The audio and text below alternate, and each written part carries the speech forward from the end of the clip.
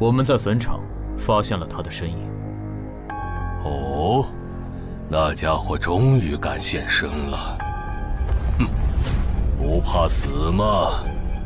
库罗德，那就不惜一切代价将他抓过来。遵命。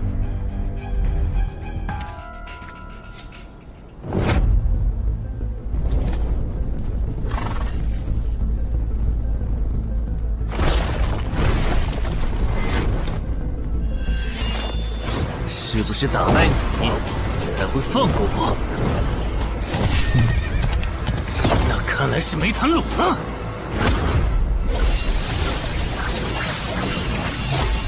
这下躲不掉，也来不及格挡。这就是你的实力。还没分胜负呢。敬酒不吃吃罚酒，那就把你变成亡灵，带回去。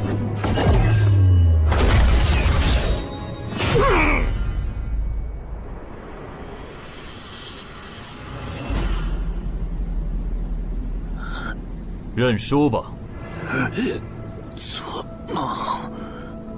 蓝不灵。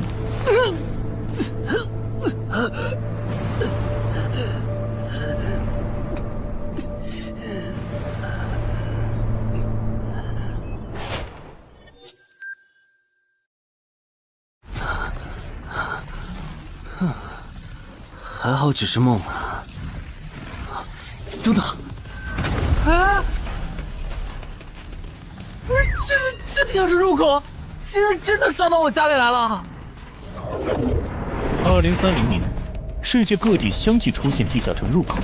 在经历了一系列探索、争夺、开发和地下城失控所引发的骚乱后，各国政府确认了5件事：一、入口无法被破坏，但攻略地下城可以使其关闭。2. 如果未能在规定期限内攻陷地下城，那么该地下城入口将翻转，地下城内的怪物将涌入这边的世界。3. 步入地下城并存活的人类将成为冒险者，自此踏上超凡之路。4. 地下城内的怪物等级越高，攻略该地下城的收益越高。5. 最高等级的地下城 BOSS 连核弹亦无法完全消灭。过去10年，地下城入口逐渐被公众所接受，有关地下城和冒险者的情报也被允许逐步公开给公众。冒险者周刊报道显示，冒险者人员十分稀缺，但却人均千万富豪。这一消息令冒险者这一职业变得非常受欢迎。对普通人来说，冒险者就是一步登天的门票。所以你过去3年的冒险家生涯，为你赚取了超5亿的财富。当然，对于刚刚成为传说级冒险家的我来说，这只是个开始。但少有人知道，每一位高等级冒险者的背后，都有许多普通冒险者和无辜平民的牺牲。而我们的主人公陈海，恰好是知晓这一秘辛的少数人。你还真是给我出了个大难题啊！能让人一夜暴富的地下城，可对我来说也没啥用啊。毕竟我又不缺钱，而且我记得地下城的死亡率好像很高，搞不好我会死。要不把它上交给官方冒险者协会算了，说不定可以换点特别的好处。嘿嘿嘿嘿。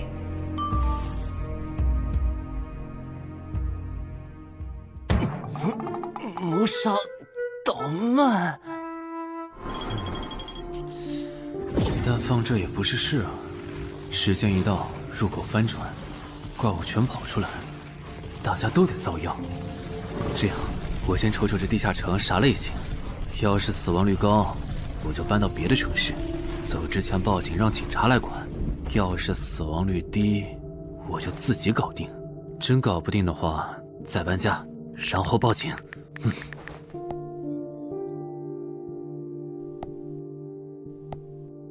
嘿，运气不错，是 Level 2的狩猎型入口。地下城入口的等级可以靠入口的规模判断。陈海家的入口太小，只能是入门级。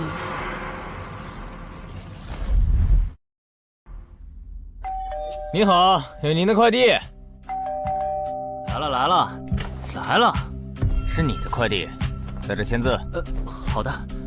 说起来，小哥，你该不会是发现了野生的地下城入口吧？不然，为什么要网购锁子甲？完了，不会暴露了吧？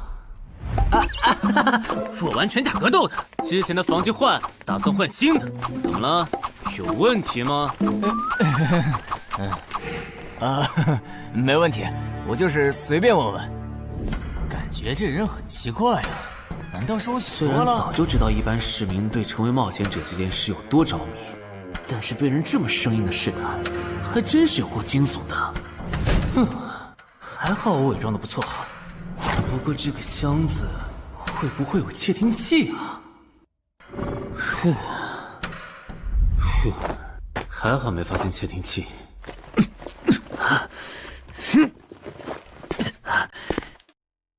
有点重，还有胸口也有一点点闷。怕眼镜在战斗中不方便，从而携带了隐形眼镜。没有防身武器，就在附近消防器材店随便买了把消防斧。啊，锁起来倒是不影响，还行。那么，出发吧。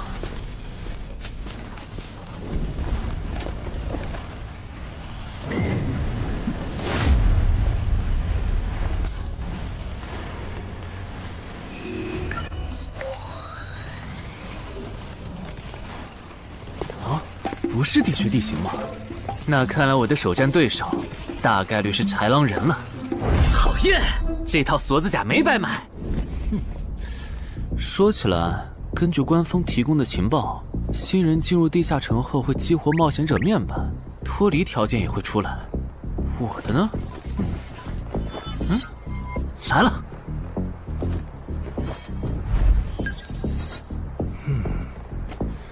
我记得普通人基础属性是10点，8点算弱，14点就很牛了。我不咋锻炼，力量和敏捷才9点，很正常。但智力有16点，真没想到啊！虽然智力和魅力是前期最没用的属性，但16点的智力，就算是协会或者财团内部也不多见吧？膨胀了，冷静，看一下地下城的脱离条件吧。脱离条件：杀死任意一只潮汐鱼人。通关条件是全灭一个潮汐鱼人小队。等一下，为什么是鱼人啊？我血场过敏啊！就不能给我安排点正常的对手吗？啊！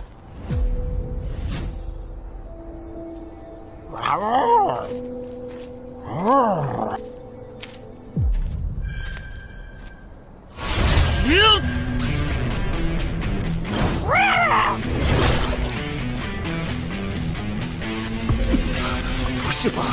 这都被躲过去了。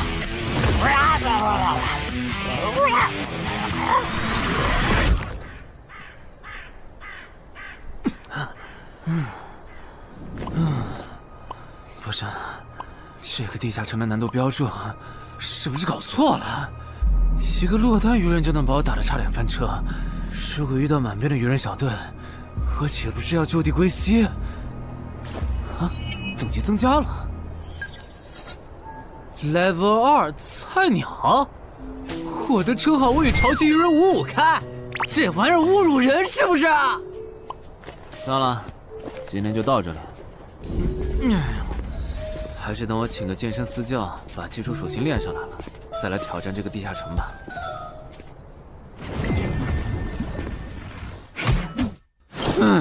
累死我了，半年的运动量都干出来了。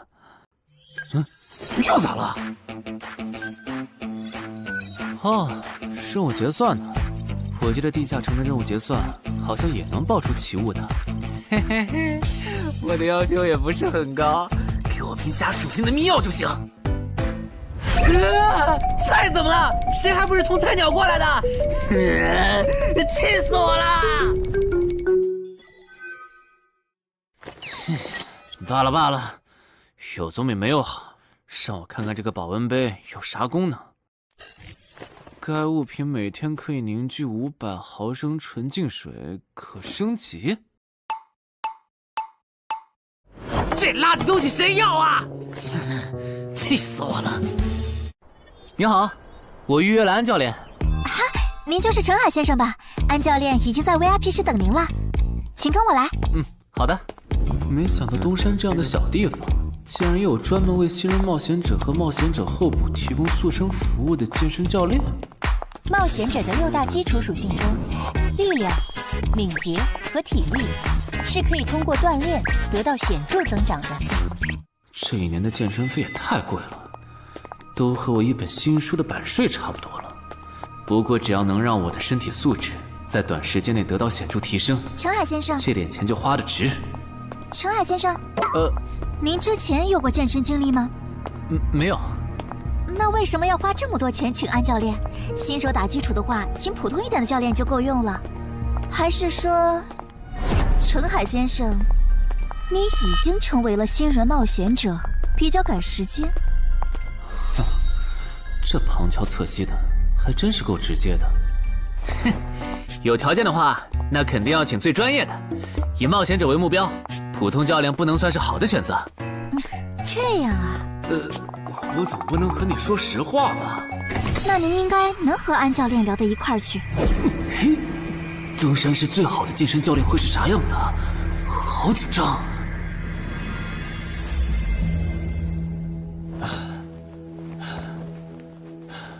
啊！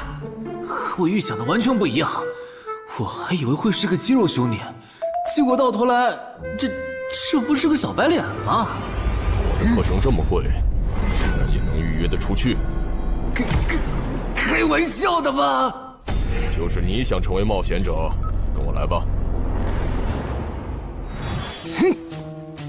3、4。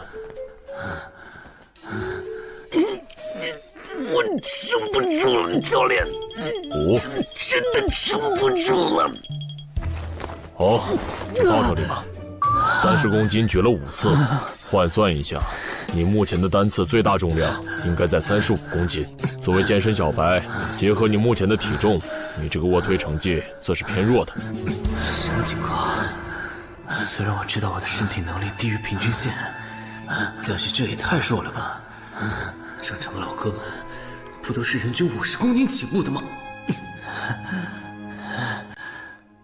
陈海先生的基础有点差呢，35公斤的极限数值换算到冒险者面板上的力量属性，应该只有9吧？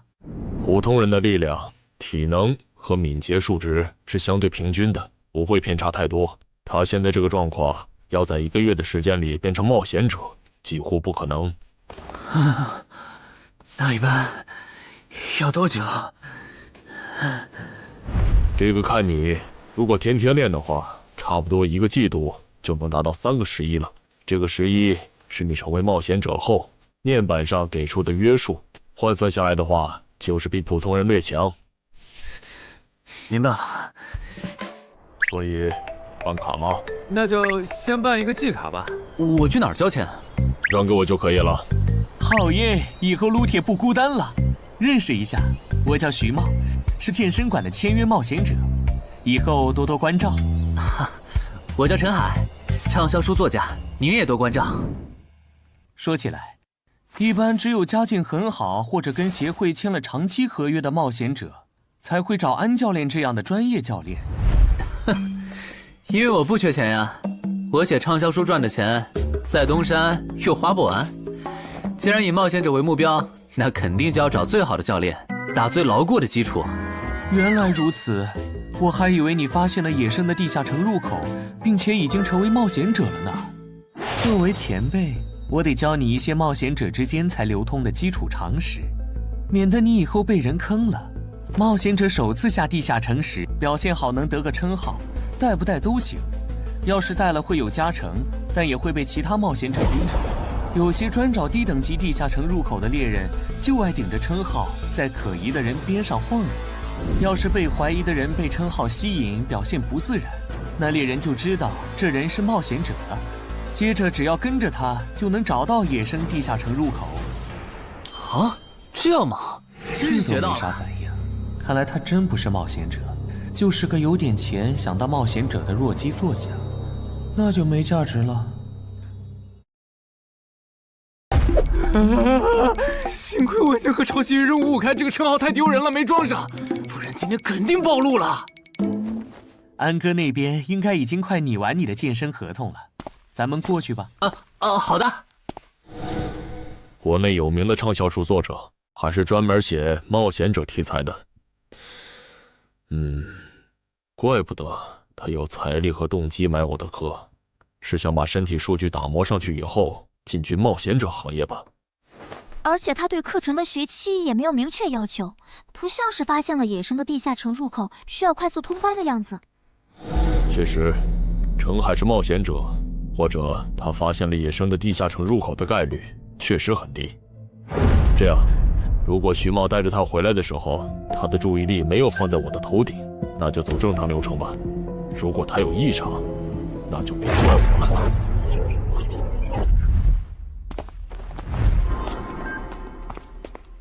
合同拟好了，你看完如果觉得没问题就签吧。好的。喂，不是吧？连健身馆的3A 级教练也……这边。那小子刚才看我的时候表情正常，视线也没停留在我头顶的称号上，看上去不像是刚发现地下城入口的小白。徐茂，你没做多余的事吧？怎么会呢？我可是健身馆的签约冒险者。那就没有持续关注的必要了。签好了。这份是您的，请收好。等下安教练会带您做体能测试。好。行吧。和我判断的差不多，你的体能也偏弱，敏捷测试就不做了。接下来的1周，我们主要做力量和体能塑造。你一般什么时候有时间？什么时候都有时间。行，那明天上午10点来健身馆找我，早饭别吃太油的。没想到国内规模最大的健身机构，竟然会干这种勾当。依靠对新人冒险者和冒险者候补的身体塑造业务来钓鱼，如果我今天的演技再差一点，就要被他们瞧出问题，吃干抹净了。怪不得东山这种小地方会有3A 级教练常驻，恐怕全国各地……等等，这样看，所有和冒险者沾边的服务应该都有坑，包括我买的锁子甲。还好我当时觉得在同一家店购买防具和兵器的行为有点不打自招，不然网购锁子甲的时候就暴露了。看来我还是低估了冒险者这个职业的潜在风险。得调整一下计划了。原本想着等锻炼的差不多了以后再来挑战这个地下城，但没想到现实世界如此残酷，针对低等级冒险者的坑到处都是。虽然今天运气好避开了一个坑，但我总不会每天都有这么好的运气吧？只能冒险来地下城提升冒险者等级了。这次的脱离条件是鱼人眼珠吗？对了，不知道昨天那只的眼珠可不可以？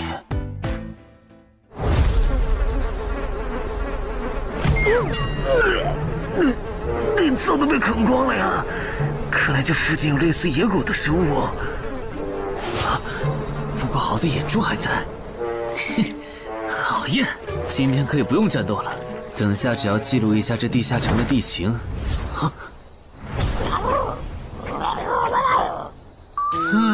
鱼人呢？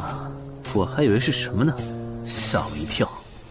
只是一只落单鱼人的话，我根本……意识很好，2只我肯定打不过呀！快润！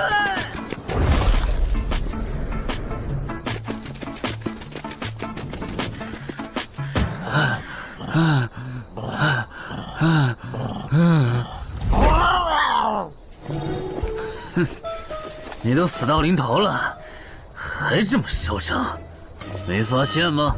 你和你的同伴跑散了。哼哼，现在换我来进攻了。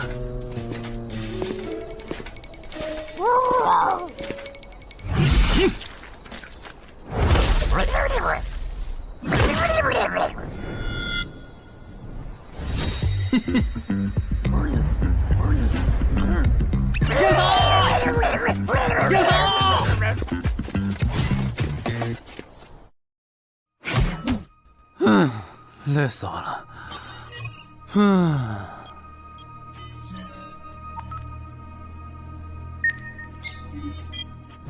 是吧？这次的评分明明更高，为什么反而没奖励啊？入门级地下城的爆率原来这么低吗？不过如果其他冒险者也是这个情况，那么他们是怎么赚到钱的？还是说有什么常识是别人知道，但我不知道的？明天找机会去问徐茂和教练。哎，徐茂和安教练还没有来吗？徐茂去隔壁室了，大概要过几天才会回来。安教练今天临时有事，得中午才能来。好吧，那我先去 VIP 室做体能训练。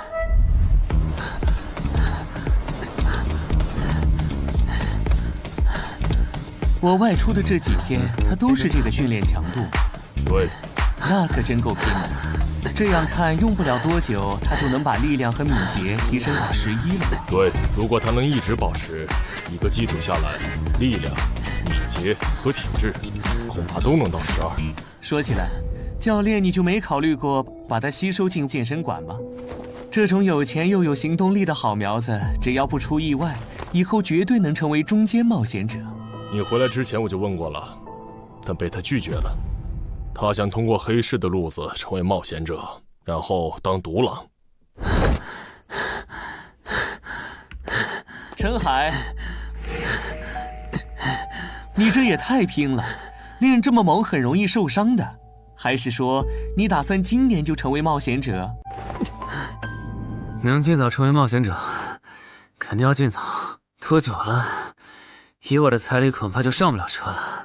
毕竟时间越往后，冒险者名额的价格也就越贵。倒也是。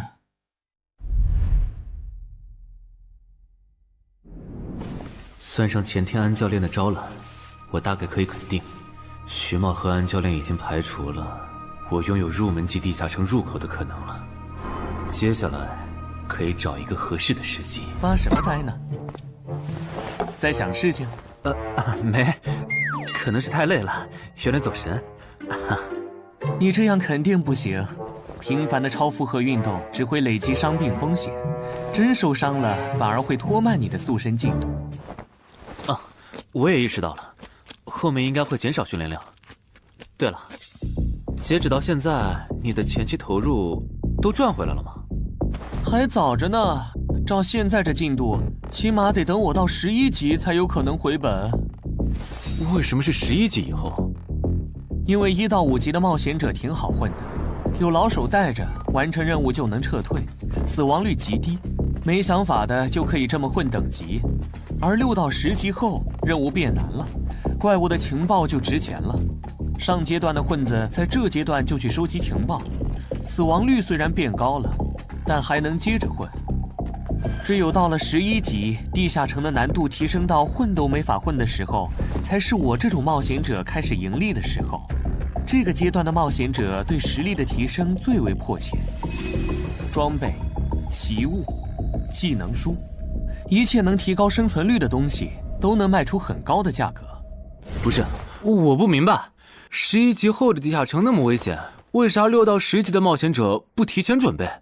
不提升有很多原因，一是官方不管民间冒险者攻略地下城的事，好多冒险者到11级就想退回去过正常日子了；二是地下城的东西只能让一小部分冒险者在精英地下城混下去。11到15级赚得多，但风险也大，而6到10级，有人光靠收集情报和做后勤就能回本了，所以他们也就没必要冒着生命风险去11到15级这个阶段打拼了。原来如此，所以冒险者在6级不，在更早前就已经完成分流了。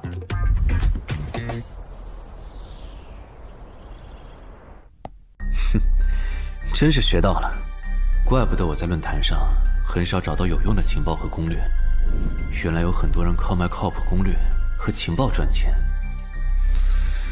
不过更让我惊讶的还是这件事。同一个地下城，冒险者就算反复刷脱离任务，也只能得到1次结算奖励。这样看，这个地下城入口能为我带来的价值，就只有通关奖励，以及将误入其中的普通人转化为冒险者这2点了。考虑到我本身并不缺钱，我还是尽量单刷这个地下城，然后再考虑要不要继续当冒险者了。先用徐猫教我的方法，前期以收集情报为主，有10足把握了，再考虑通关的事。脱离条件找到湖？啊，这次的脱离任务竟然不需要战斗，还好买了一架无人机做辅助，不然纯靠人力搜索找湖肯定是个大工程。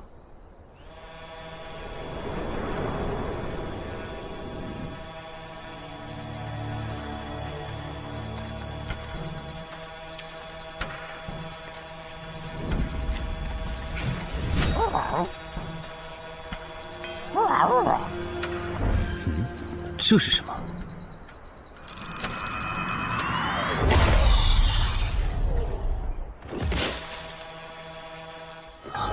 刚才那个应该是鱼人吧？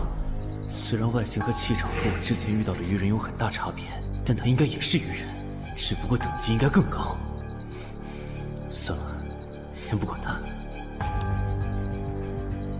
等我完成了脱离任务，再回来找那只橘红色鱼人。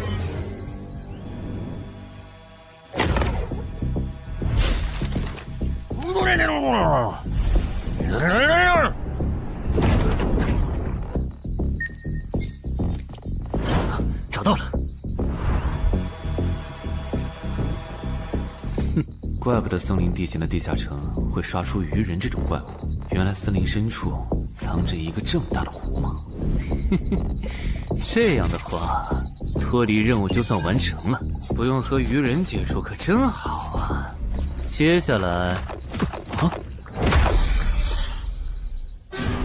是那只橘红色的特殊鱼人。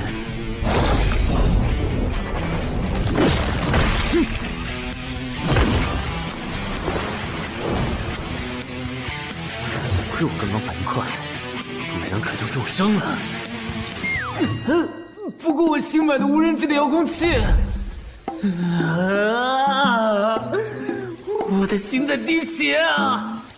不对，现在不是想这些的时候。这只鱼人的速度太快了，我必须慎重对待。啊！1只、2只、3只、4……哼！好险！什么情况？这个人怎么还没死啊？如果不是穿了锁子甲，我这条胳膊估计就废了。这家伙真的是新手级冒险者会遇到的对手吗？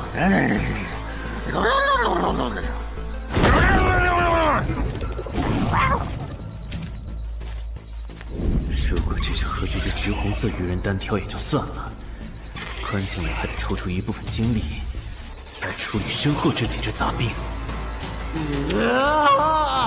不管怎么看，这个地下城的难度绝对超纲了呀！要不逃吧？脱离通关任务重置了。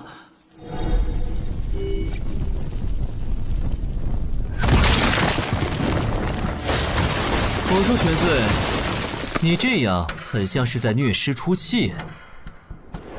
有吗？归根结底，还不是这只哥布林太弱了，扛不下我的拳头。能扛住才怪呢！明明只是 Level 5，却有着不下于 Level 9冒险者的综合实力。你这样的怪物，在入门级地下城里，怎么可能会遇到对手嘛？有的哦。如果我能遇到传说中的 bug， 那就能在低等级地下城里遇到下一阶段才能遇到的强力怪物。只要能从他们手底下活下来，我就能拿到补偿奖励奇物升级券。到时候我成为传说级冒险者，就更有戏了。果然，我和你们这种明明还只是 level 5，但眼光却已经放在传说级冒险者上的怪物，是真的合不来。不过，奇物升级券和它的获取方式，无论怎么看，都只是博人眼球的谣言吧。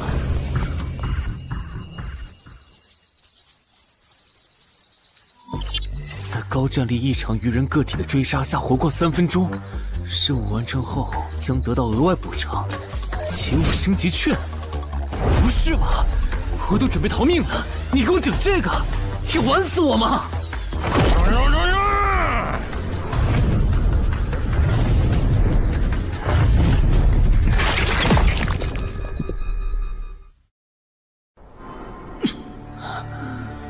我这算是逼上绝路了吧？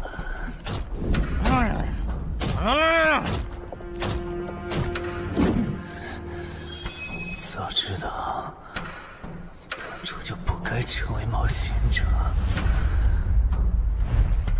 好好当个畅销书作家不好吗？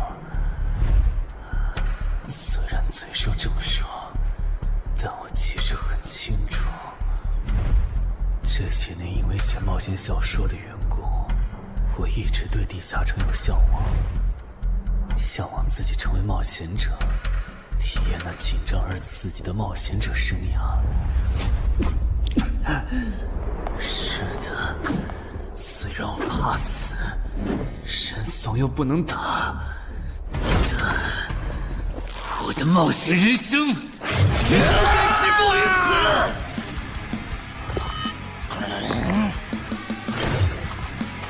想想，我现在还有什么牌？我现在还能打出什么牌？使用称号，我与潮汐鱼人五五开。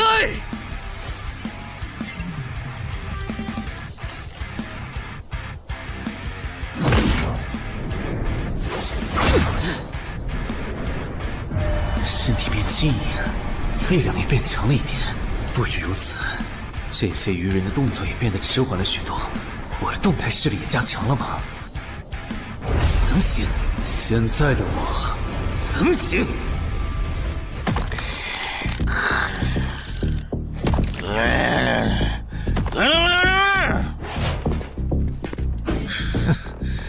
没想到高级鱼人说的话，我竟然能听懂。就剩你了，头目。我是干掉了这只下级士兵，别再得意忘形了啦！我知道的，即使身体能力获得了大幅度提升，穿上这一层锁子甲的我，依然不具备能和这只橘红色鱼人拼速度的可能。机会只有一次，利用鱼人直线攻击和我头部暴露的弱点，对方的进攻方式、路线和目标都已确定。我要做的就是舍弃头部的防御，用它做诱饵，争取到一次以伤换伤、重创对方的机会。如果这一次机会我没有把握住，那么吃到教训的他，必然不会再给我翻盘的机会了。这种生死皆在一瞬间的体验，真让人血脉喷张，沉醉其中，无法自拔。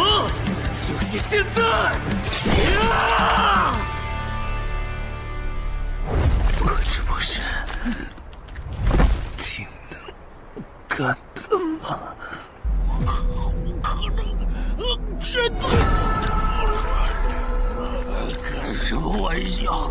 我居然会被这种弱者靠我！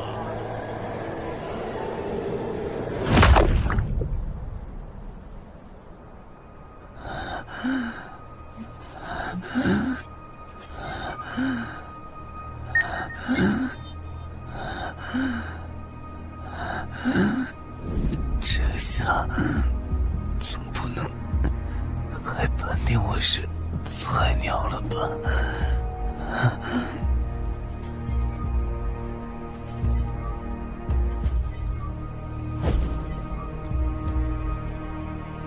平平无奇的保温杯吗？对，平平无奇保温杯。使用起物升级券。啊！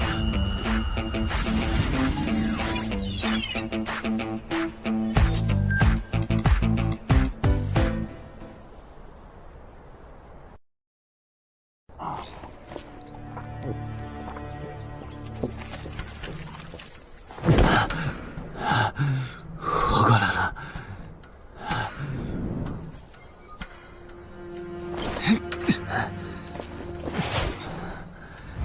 已经愈合了。冒险者面板，冒险者等级竟然提升了，不过还是菜鸟。哦，感知也提升了一点，还获得了一个新称号——至死地而后生。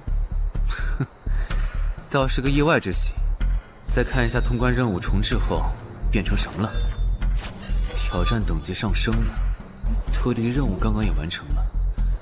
不过这通关任务捣毁潮汐鱼人的孵化池吗？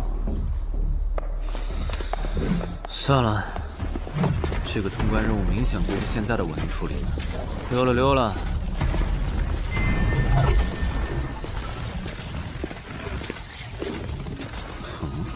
是错觉吗？怎么感觉这个地下城入口变大了？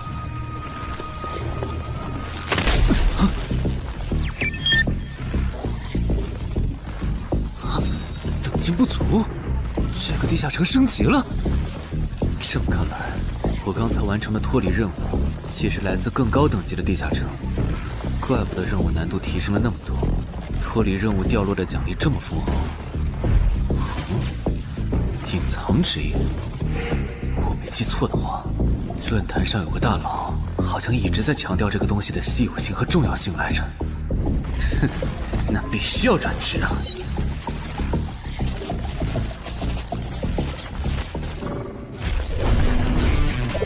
啊，什么情况？感知竟然提升了，死亡行者也算是新职业了。越接近死亡的话，属性点提升就越大，可以1至4点。啊，刚刚是啥玩意儿？我家，这就是感知16以后的世界吗？即使闭上双眼，我的大脑依旧能够准确勾勒出客厅每一角。真不敢想象，20点感知的人类眼中的世界又会是什么样子。说起来，我与潮汐鱼人555开这个称号的效果，刚刚在地下城已经体验过了。这个至死地而后生的称号，效果又会是什么呢？被逼入绝境以后，就能得到力量、敏捷、感知，每个加4点的加成。这个称号的触发条件和死亡行者的触发条件差不多哎。等等，也就是说，死亡行者搭配至死地而后生，极端条件下可以给我带来8力量、8敏捷、9感知的提升。哈哈哈哈！这也太超模了吧！胆子再大一点，以后遇到打不过的敌人，我完全可以靠自残触发效果让属性提升。等干掉敌人以后，再用稀奇古怪的回血药水把状态拉回来。而且回血药水的用处也不止于此，有了它，我再也不用担心健身过度肌肉拉伤了。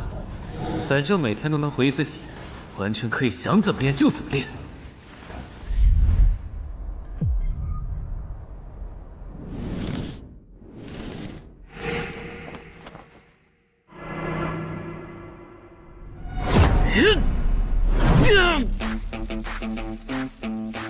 真惊人！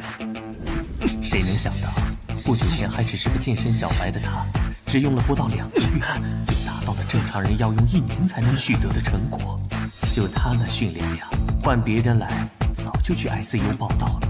但他一通瞎练下来，还能活蹦乱跳，这说明他体质很牛啊，至少有16，甚至都有可能17或者18了。安教练，你这次是看走了眼呐。陈海还在练呢。啊，恭喜啊！你现在的力量、敏捷应该已经到达12点了。以你现在的身体素质，准备充分的话，是完全有能力完成新手级地下城的脱离任务的。真的不考虑加入健身馆，成为这边的签约冒险者吗？我可不想当一个会被合约束缚的冒险者。那真是太可惜了，我还以为能和你成为同事，以后一起攻略地下城呢。不是同事，也能一起攻略地下城啊。对了，我打算从散人手里购买冒险者名额，这方面你有什么忠告吗？忠告吗？不是同事，也能一起攻略地下城啊。对了，我打算从散人手里购买冒险者名额，这方面你有什么忠告吗？忠告嘛，那我推荐你去找散人联合。散人联合？我没记错的话，他们好像是国内最大的散人集团吧？对，如果你想走黑市的路子购买冒险者名额，那么我只推荐你选择由散人联合提供担保，或者他们自营的低等级地下城入口。为什么？我感觉找独狼冒险者明显更好啊，省钱又省力。因为涉及到冒险者名额买卖，无论买方还是卖方，其实都存在巨大的交易风险。卖家怕遇到伪装成萌新的入口猎人，买家怕交了钱对方不办事。但有散人联合的介入就不一样了，虽然他们的佣金很高，但是作为冒险者资格、地下城相关产出生意的龙头，他们为买卖双方提供的契约书还是很值得信赖的。原来如此。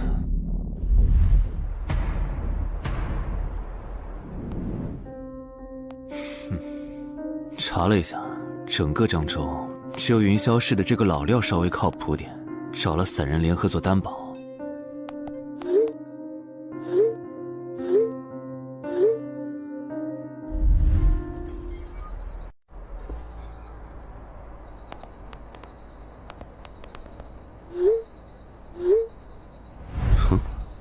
这边，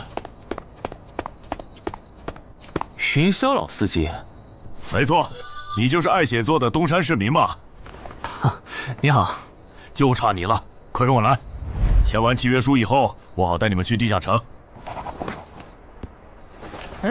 好了，契约的内容分3项：一，交易完成前尾款钱我方承担；二，双方都不能做出违反安全协议的行为；三，不能向任何人暴露此地下城入口的具体位置。诸位对契约内容有疑问吗？没有。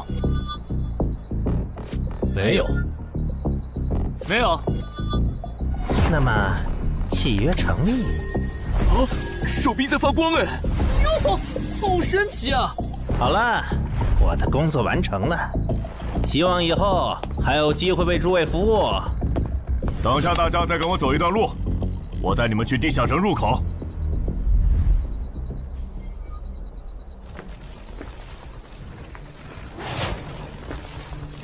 这个地下城入口的位置确实隐蔽，难怪没有被官方和云霄市的资本发现。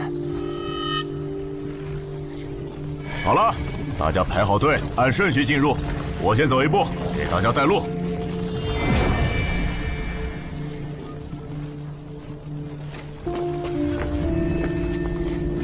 这批新人怎么样？哦，太酷了！我也是冒险者了，真好。还行，没有看起来像刺头的。那就好，等会儿记得我们之前说的。卖家原来有2位吗？好了，大伙儿看向我这里，学着我的样子对空气喊：“冒险者面板！”冒险者面板！大家可以在冒险者面板的个人信息栏查看到自己的基础属性，往下滑动可以在任务栏查询任务。不是吧？我的基础属性原来这么低的吗？冒险者面板上的内容只有冒险者本人才能看到，所以不用担心个人信息暴露的问题哈。麻烦大家把你们的脱离任务报一下，我这边做一个整理。任务？妖，这个物种论坛的入门级地下城怪物图鉴里好像没有，这个地下城有问题。这个地下城该不会和我家里的那个一样，存在某种致命的设定吧？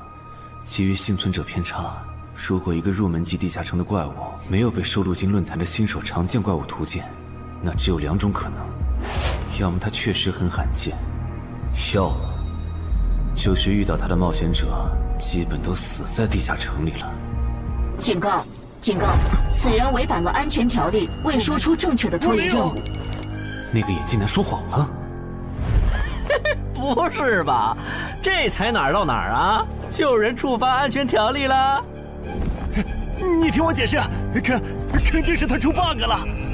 契约式的契约当然不是绝对的，但对你这样的菜鸟来说，它是不会出问题的。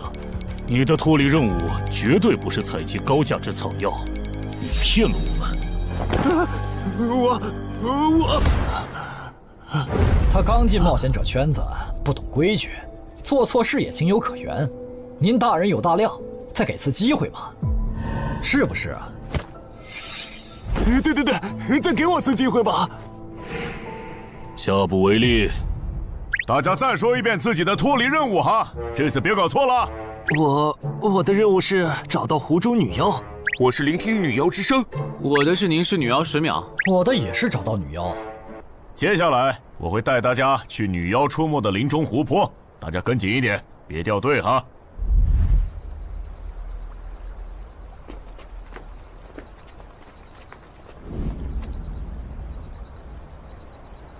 冒险者面板。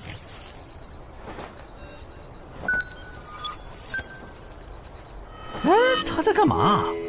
呼唤湖中女妖。他怎么知道这样做可以召唤湖中女妖的？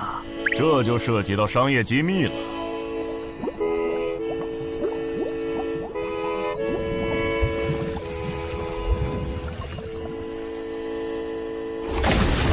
女妖出来了！我的脱离任务完成了，我的也完成了。8、9、10。大家把耳塞戴一下，女妖马上就要唱歌了。不戴的话会怎么样？女妖的歌声会破坏你的大脑。刚成为冒险者的 Level 1萌新，一整首听下来，大概会当场暴毙吧。什么？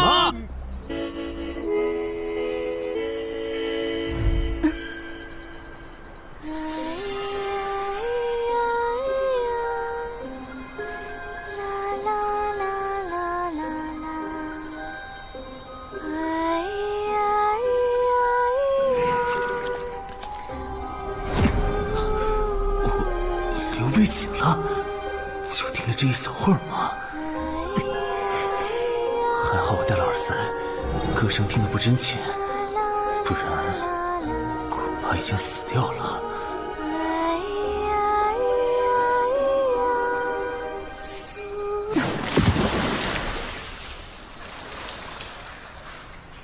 大家的脱离任务都完成了吗？都做完了，那咱们就原路折返回去了哈。搞笑，让我们原路返回？来之前我已经查过了，地下城里的植物和矿产都是很值钱的。你这么急着赶我们走，不会是想要独吞这个地下城的产出吧？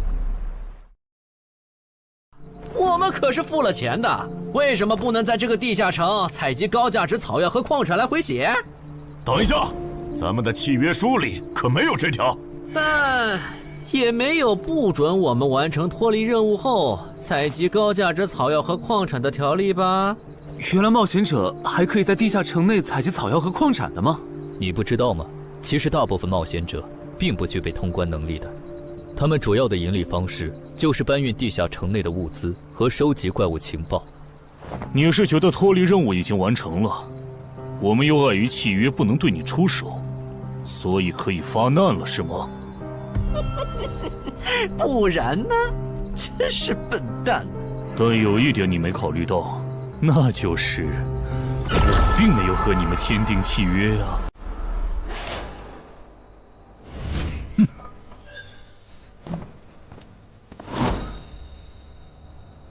你们两个什么意思？没什么，单纯看不惯而已。我觉得这位朋友的理由其实挺合理的，只是一些药草和矿产，没必要那么计较吧。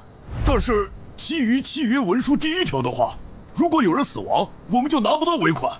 你可以保护我们，作为回报，我们可以将采集到的一部分物资分给你。不好意思，我们并不想冒这个风险。真的只是因为不想冒这个风险吗？难道不是因为这个地下城藏着别的秘密，你们怕我们发现它吗？我明白了，你不是新人冒险者，你是奔着通关任务来的。老六，你应该能感受到吧？咱们之间谁更强？可恶！地下城让给他们，我们走。啥？你等等我呀！他们为什么就这样走了？这不很明显吗？这2位帮我们说话的朋友，其实是比那2个人更强的冒险者呀。过奖，其实强的不是我，是我的这位朋友。等等，不太对。3人联合的契约师不会蠢到让假装萌新的冒险者轻松找到契约书漏洞，这不符合逻辑。大家可以自行选择，接下来是单独行动，还是跟我们一起行动？单独行动的话，你们的收益可以独享；如果跟随我们一起行动的话，通关奖励我们要1半。1半？这么多？这叫多？你没仔细听吗？是通关奖励的1半。这2位资深冒险者的目标是通关。新人冒险者的通关率一般只有10%，甚至更少。就算分出去1半，我们也领先了90%的新人冒险者。大叔，你别得了便宜还叫委屈啊！所以这其实是好事。对新人来说，第1次通关时间是重要分水岭。新人冒险者越早拿到通关奖励，未来的冒险者之路就会越顺畅。那就是说，就算我只拿到1半的通关奖励，也会比绝大多数同等级的冒险者要强吗？如果你没有浪费这些开局资源的话，确实是你要强一点儿。请让我也加入你们，也包括我。我也要。那帮没良心的，签契约书前都说好了，只涉及脱离任务，其他不包的。任务一完成，他们就变脸了。差不多得了，都走了这么远，他们不可能再跟着了。你不用演了。哦。不过你这次演技提高了不少嘛。刚才我一度以为你打不过那个顶着战斗专家称号的冒险者来着。我确实打不过他。啊？不过他也很忌惮我就是了，要不然不会用劝退的方式赶我走。原来如此。那你觉得他们能通关吗？可能性太低。个人判断，这批冒险者里，最多只有1到2个幸运儿能活着走出这个地下城。什么嘛，这不就和之前的几次一样了吗？真没意思。哇，酷哎！既然大家已经决定联手通关，那我也不藏着掖着了。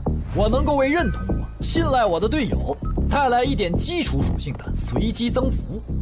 他说的是真的，我的力量加了1点，我加的是感知，我的也增加了。体力涨了1点。原来团队领袖这个称号是用来提升自己的队友啊，还怪好用的。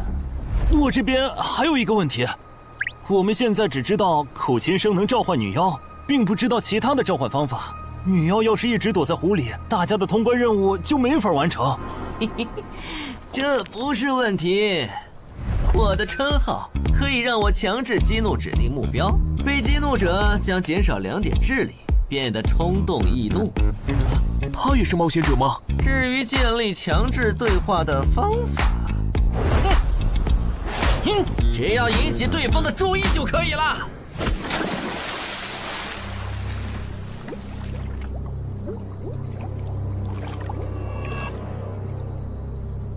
蠢货，你过来呀！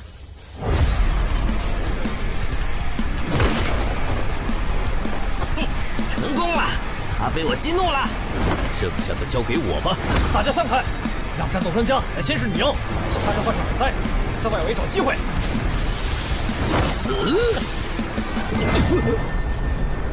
穿过去了。开什么玩笑？竟然是灵体！啊！等一下！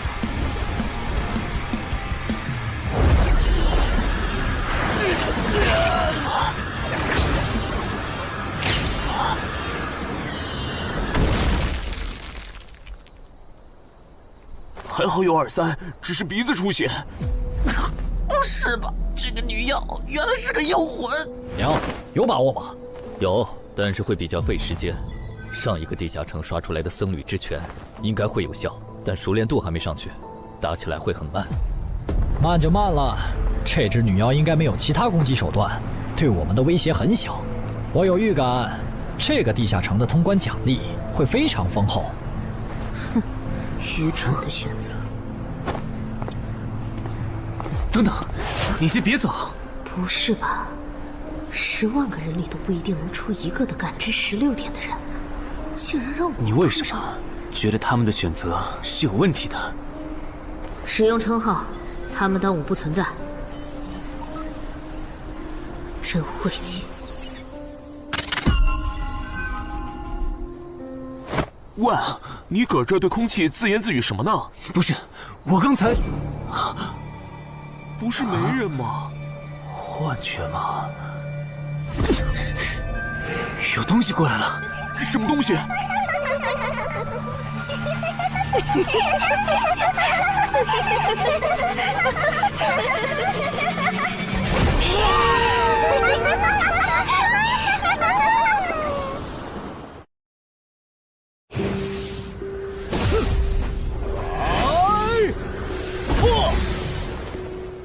有效果了！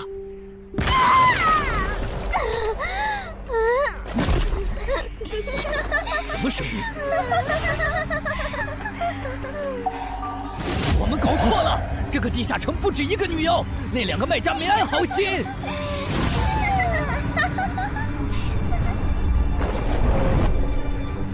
不是吧？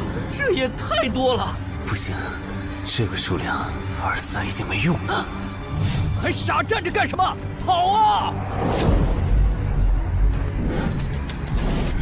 为什么总是让我遇到这种事？天和子爷那时候是，现在还是。看在你老婆和女儿的份上，我觉得应该放过你。谁叫我最喜欢看别人抱憾终身，活在憎恨和痛苦中的样子呢？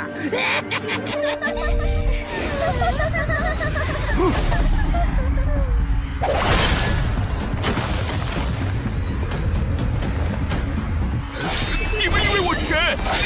给我滚开！妈妈，我错了。来呀，也不怕你们，来呀！被摆了一道啊！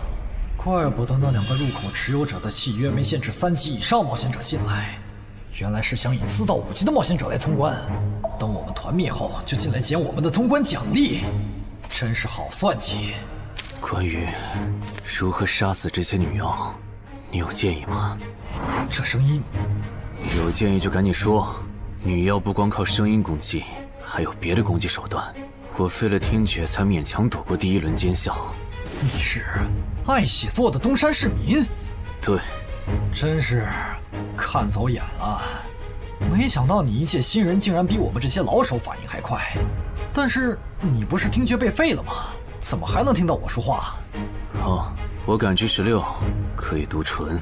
原来如此，这个地下城我认为是无解的。那些女妖能免疫一切物理攻击，老实说，这根本就不是正常4到5级的冒险者小队能处理的。哦，所以你也没有办法。还有一个办法，除了僧侣之旋，阿良还有一瓶被僧侣祝福过的神油，涂抹长剑后，应该也能伤到那些女妖。不过，这也就给你能伤到他们的力量。我不信新手冒险者能从这么多幽灵的围攻里杀出去。但总不能坐以待毙吧？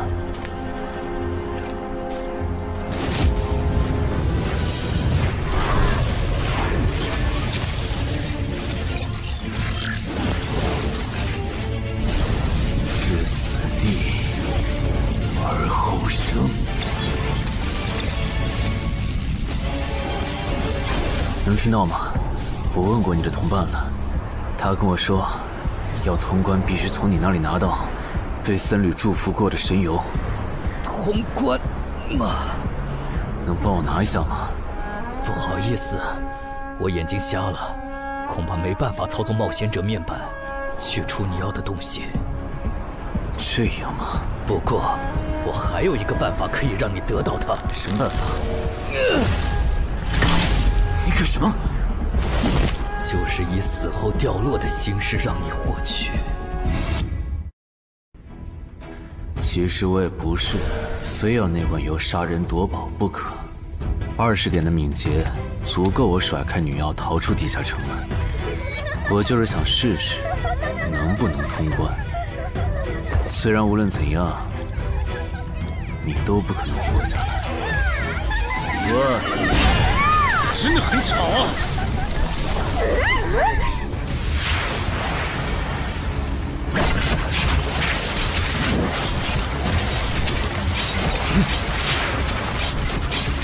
对邪恶生物伤害加0点，那么开始反击吧。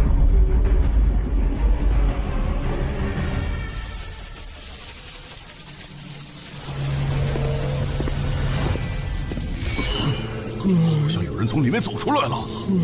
哪有人啊？你看错了吧？不是，我真感觉到了。果然，他们那不能攻略的地下城设陷阱，引同等级冒险者来做通关任务，把人坑死在里面，接着捡掉落的东西，或者等冒险者重伤出来就杀人夺宝。户主的儿子应该就是这么被害死的。石斧秃鹫是指利用高难度地下城坑杀同等级冒险者，然后拾取对方掉落的堕落冒险者。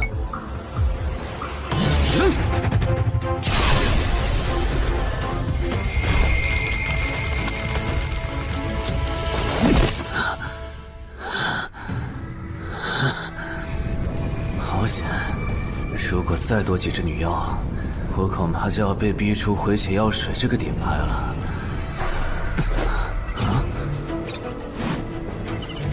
您的绝妙操作取悦了路过的死亡主宰，得到其恩赐，亡灵亦不能杀死我。该恩赐可以使您豁免一次来自亡灵生物的死亡判定，免疫一次来自亡灵生物的死亡判定。好霸道的额外奖励！额外奖励都这么丰厚了，合并结算的奖励还高于单独结算，那么肯定要合并啊！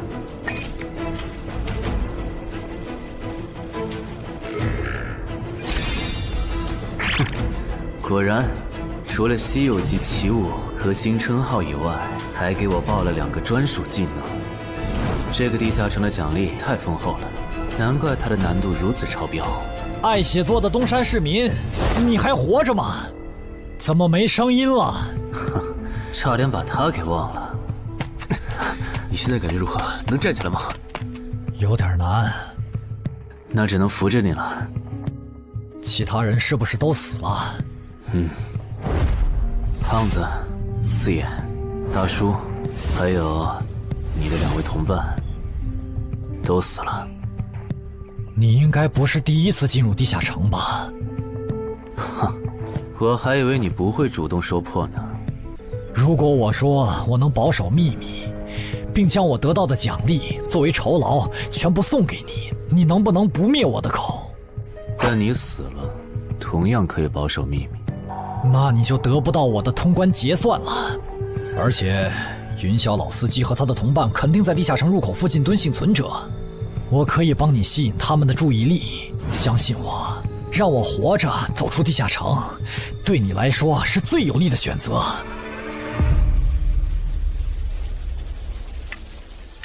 看到了吗？这才是真有人出来了。哎呀，刚才那次算我看错行了吧？等等，地下城在坍缩，他们通关了。不对，小心右边的冒险者，他绝对不简单，可能是狼。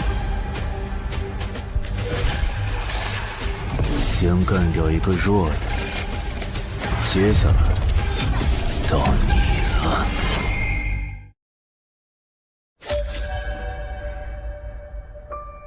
铜山市民，你好大的胆子！不是吧，不是吧？不会真有人觉得自己坑完人不会被报复吧？呵呵，这么霸道的吗？闭嘴！哎呀，我好怕呀！你这家伙找死！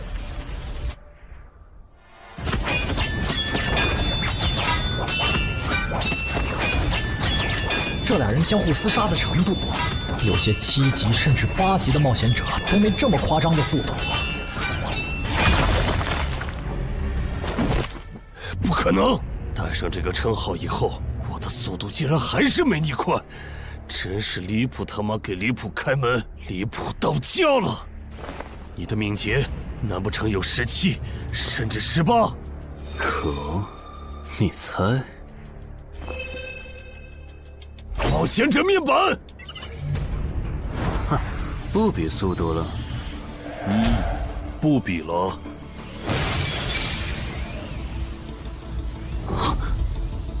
这本来是为那个战斗专家准备的，不过给你也没差了。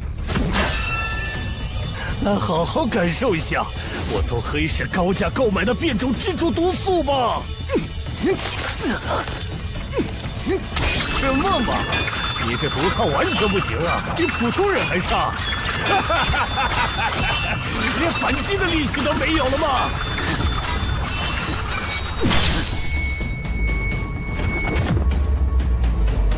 太慢了，太慢了！你这样是伤不到我的。哼，蜘蛛毒，这就是你为我们准备的手段？怎么样？喜欢吗？作为7级地下城蜘蛛地穴的特殊产出，可以极大的削弱低等级冒险者的力量、速度和体力。迄今为止，因为它而败在我手上的5级冒险者已经有4个了，而你将会是第5个。然后呢？你应该不只准备了这点手段吧？全都亮出来吧！哼，不会吧？难道这就是你的全部了？当然不止这些。佩戴了毒素携带者称号的我，呼出去的气体、身上的汗液和血管里的血都是带毒的。和我相持的越久，你中的毒就越深。这战术太吓人了，在6级以下几乎是无解的。我明白了，是我高看你了，我还以为你藏着什么大招呢。关闭技能，与死亡共舞。不可能！怎么还有这么快的速度？你猜？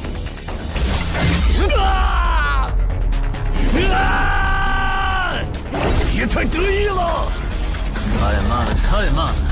你这样可是伤不到我的。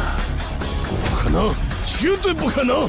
你明明只是个独狼，怎么可能比杀了大量5级冒险者的我还强？没什么不可能的，在舒适区里泡着的你，永远也看不到与死亡同行之人所看到的风景。但是，溺死的往往都是会水的。散人只有劣势更弱小的散人，才能积攒出大量的财力和武力。我的路才是正确的。对普通人来说，或许你才是对的。不过，在我看来，与死亡同行之人，如果走到了极致的话，未必不能超越死亡。不是吧？那么强的人，竟然这么轻易的被……啊！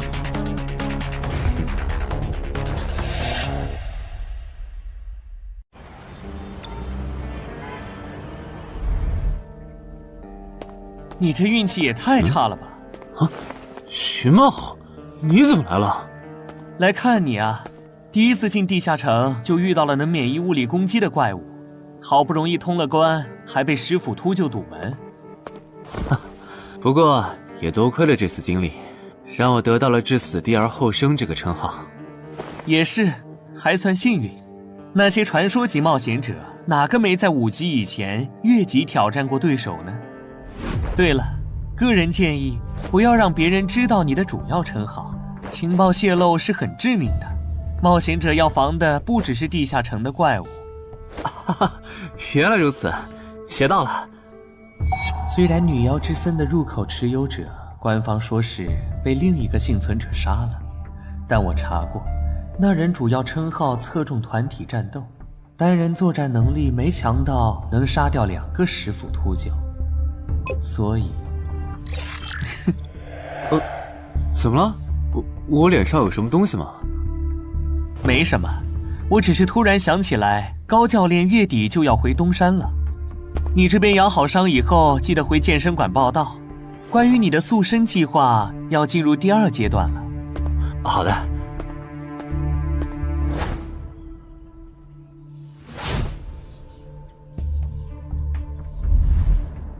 你不打算做攻略型冒险者了？没错，这次地下城经历让我明白，我没当传说级冒险者的本事。与其在这阶段的地下城拼命，还不如到6到10级的地下城多弄点钱，然后就隐退。哎，不过你和我不一样，你有成为传说级冒险者的潜力，但前提是你得改掉独狼的习惯。为什么这么说？独狼玩法在10级前的地下城能提高任务结算评分，多拿奇物、称号和技能，但11级到15级的地下城难度大增，光靠个人根本过不去。如果你想成为传说级冒险者，10级前就得组建自己的攻略团队，不然在11级到15级时，要么会掉队，要么就会被官方财团收编，就没机会再往上提升了。团队嘛，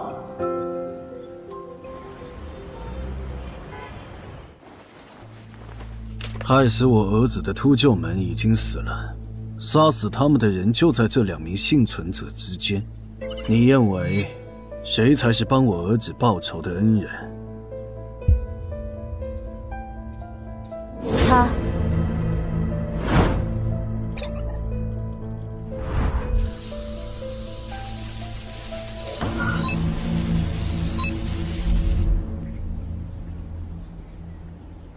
陈海，你就是女妖之森的通关者陈海吧？我们对你在女妖之森得到的通关掉落很感兴趣，你开个价吧。不卖。他说不卖，他不会真的以为我们是在跟他商量吧？那我换种说法，把你在女妖之森得到的东西交出来，立刻马上，不然有你好看。你们在干什么？不许骚扰我们医院的病人，走开！烦人的家伙来了，哥，我们走。是，真晦气。下次他们再来骚扰你，你就来找我。我哥哥是10级冒险者，他们不敢惹我。谢谢。不，该说谢谢的人是我。我的好朋友死在了女妖之森，您和王先生攻略了这个地下城，还铲除了用它钓鱼害人的秃鹫。原来还有这么一层关系啊！我和我死去朋友的家人都能感激你。总之，这是地下城暴走后的随机拉人现象。怎么还会拉我呢？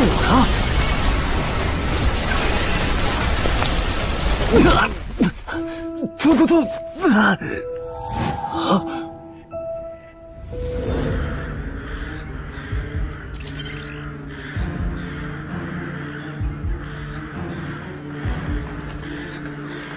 大家不要惊慌，我们只是被拉入了翻转后的入门级地下城。不是吧？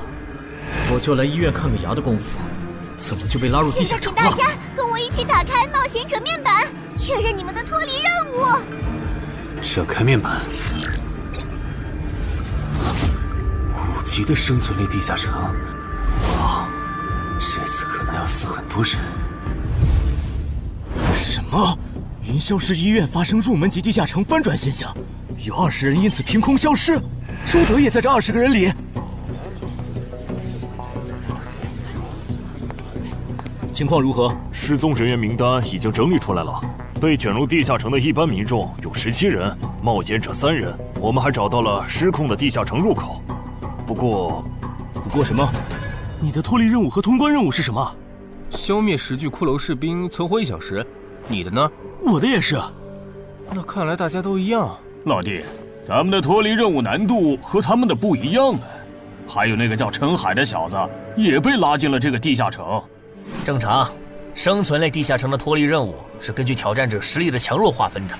至于那个叫陈海的，等咱们做完了脱离任务再去找他。那个，大家听我说，这个地下城非常危险，请大家捡起地上的兵器，3到5个人为一组，凑齐脱离条件以后，尽快离开吧。完成脱离任务以后赶紧离开？你算老几啊？在这指挥本大爷？说不定是人家想把咱们忽悠走了以后，独吞地下城的宝藏呢。不是，这个地下城真的很危险。这俩蠢货脑子有坑吧？对地下城的危险没有认知也就算了，还在这带节奏。这位先生是非常强大的冒险者，他前几天刚通关了一个难度非常高的地下城，还和同伴联手除掉了10府秃鹫。真的假的？就是锦城家园那栋烂尾楼，听说害死了好几10人。哦，想起来了，请大家相信他的判断。这个护士干嘛一直夸我呀？好烦呐！不过好在效果还行，能引起这些新手的重视就好。等一下，如果这个地下城真的那么危险，那你觉得就凭我们这些普通人，真的有能力完成脱离任务吗？先不说消灭骷髅士兵有多难，就按你说的，3到5人一组去猎杀骷髅士兵，最后肯定是青壮年组队，老弱被抛下。请问，你考虑过被剩下的人的死活吗？有道理。分开行动的话，骷髅士兵听起来就很难对付。就是，那就死定了。很多人就是因为单走，才被地下城里的怪物杀死了。姐夫说的没错，被拉入地下城后，一定要拉拢人心，来拿到话语权，再利用话语权来强迫冒险者当我的保姆。能通关高难度的入门级地下城又如何？当你开始在意这些渔民死活的时候，你就注定得当我的保姆了。你们能信任我吗？那跟我走吧，我带你们去完成脱离任务。好的。谁允许你们走的？作为在场唯一一个有地下城攻略经验的冒险者，你难道不应该留下来保护我们吗？对呀，能力越大，责任越大。我看他就应该帮我们把脱离任务给做了。对，送佛送到西嘛。第一，我不是官方冒险者，我没有义务来保护你们的安全。第二，不要对我道德绑架，不然我真的不介意走之前打断你的腿，把你留在这里自生自灭。这人怎么这样啊？保护老弱不是最基本的道德吗？活该他不是官方冒险者，看来道德品质不过关。你们干嘛去？我觉得那个人说的很对，既然通关任务是存活1小时，那肯定是越往后越危险。对普通人来说，早点完成脱离任务离开这儿才是最优解。切，不走留着被你们道德绑架，免费当保镖吗？我们又不是傻子。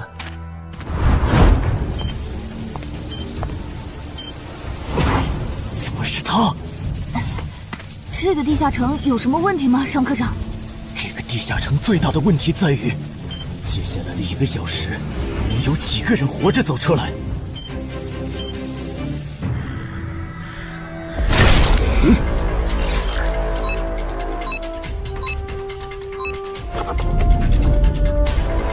你们就学我刚才做的，用剑去砍那些骷髅士兵的颈椎。那你呢？又来了！我嘛，就用我的老火剑和他们练练。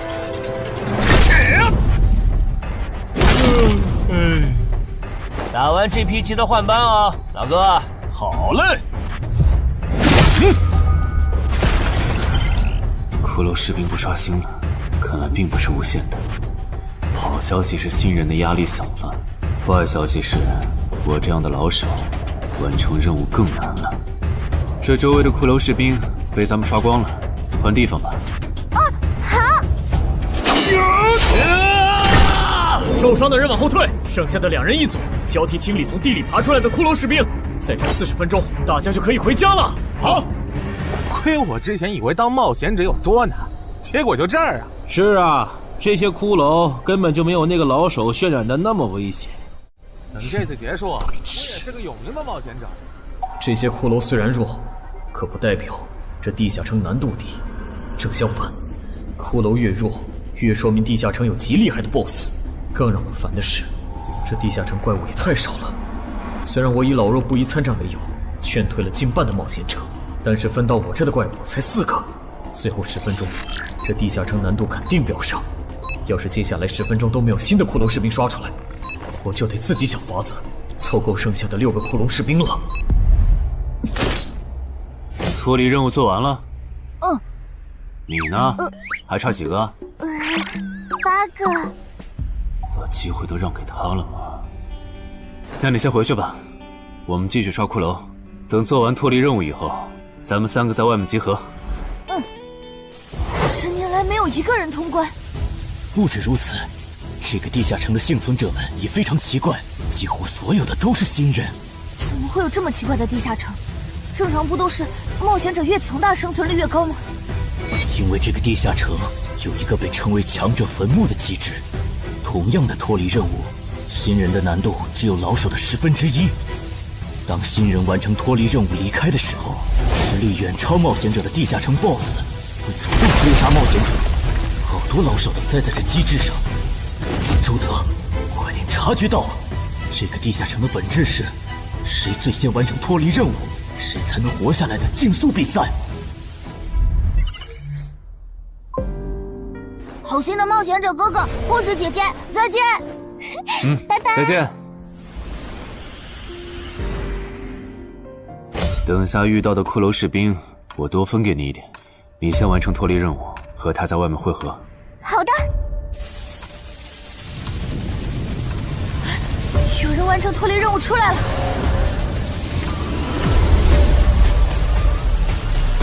怎么是小孩子？有人离开这个地下城了。这个第2阶段是什么意思啊？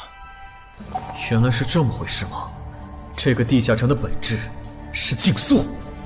李明、王志勇，你们2个跟我来。老弟，有个人完成脱离任务离开了，是不是那个叫陈海的人呢？不可能，先不说他还带着2个累赘，光冒险者们要杀的100个骷髅士兵就不好找。那会是谁呢？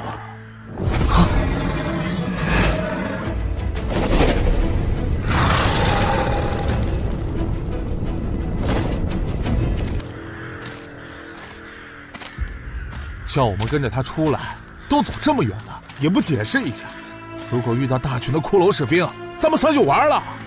闭嘴吧，他这么做肯定是有原因的，你没注意到吗？他是看到任务栏变更以后才叫我们出来的，恐怕他比我们更清楚这个地下城发生了什么。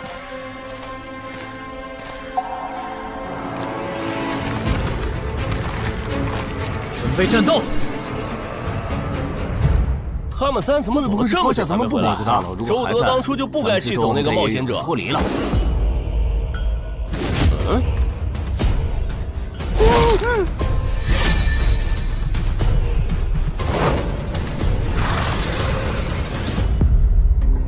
周德、吕明，你们2个王八蛋，竟然拿我当挡箭牌，用完就丢！你们这2个小人！你还差几个？3个。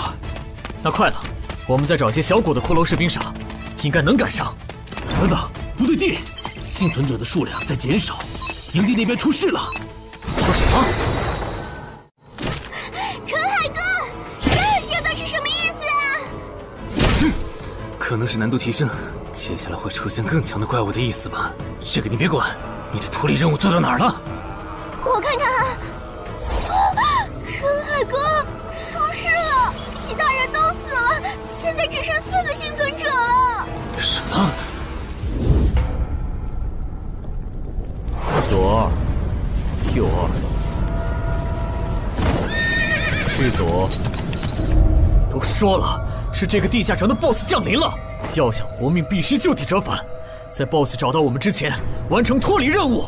别开玩笑了，就咱们2个人，怎么可能在那么多骷髅士兵的围攻下完成脱离任务？王之勇在的时候都做不到。听不懂人话吗？我们已经没有时间去找骷髅士兵了。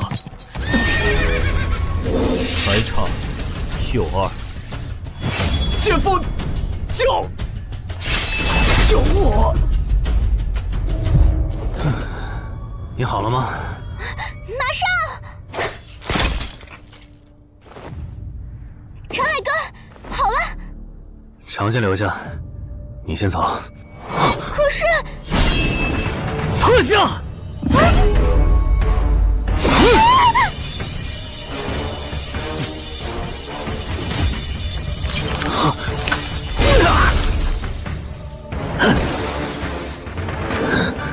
好强！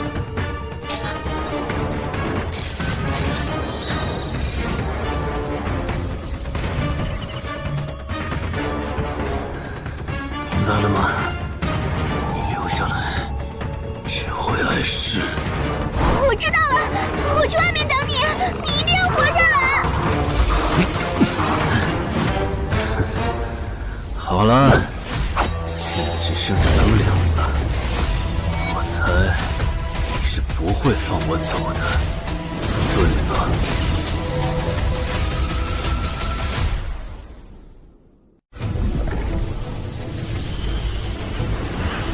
是护士姐姐，对面还有幸存者吗？有，但是陈海先生他……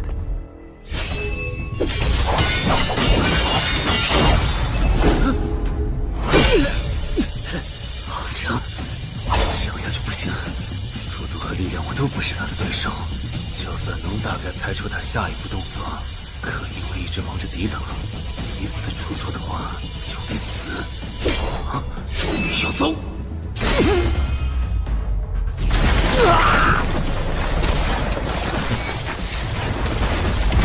这么巨大的实力差，你还能跟我过几招？在我这儿撑这么久，了不起。他好像在跟我说话。不对，现在不是该思考这些的时候。想一想，再想一下，到底该怎么做，我才能活下来？没戏了，把这边的情况汇总给漳州吧。就说云霄市医院地下城暴走事件，17名普通市民卷入，仅2名幸存，3名低等级冒险者卷入，无一生还。你在说什么？不是还没到时间吗？这才过去5分钟。就是。我能理解2位的心情，但是请不要再做不切实际的幻想了。这个地下城里的 BOSS， 就算是9级的我，也没有把握面对他能存活15分钟。你要等的人，哪怕是5级冒险者中的佼佼者，最多也就能坚持5分钟。你从地下城出来到现在都过去5分钟了，他还是没有脱离地下城，这意味着什么？你应该清楚吧？怎么这样？如果不是因为我们拖累了他的进度，护士姐姐，陈海先生肯定能活着离开这个地下城。都是因为我们。是啊，全都是因为你们。如果没有那个多管闲事的冒险者帮你俩完成脱离任务，周德才是最有可能活着离开这个地下城的人。我出去冷静一下，这2个新人的登记工作交给你了。那这个地下城入口怎么办？人都死光后，入口会在半小时内关闭，接着随机出现在世界某个地方。当然，如果你实在不放心，也可以盯到最后。好吧。你合格了。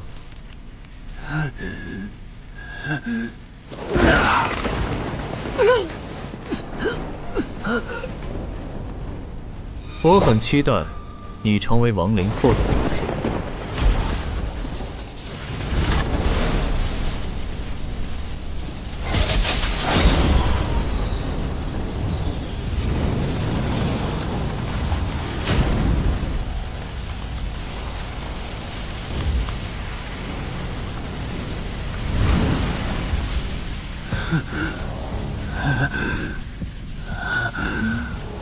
都赢了。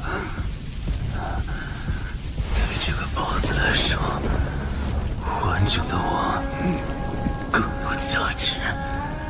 在他回来之前，是用死亡主宰的恩赐。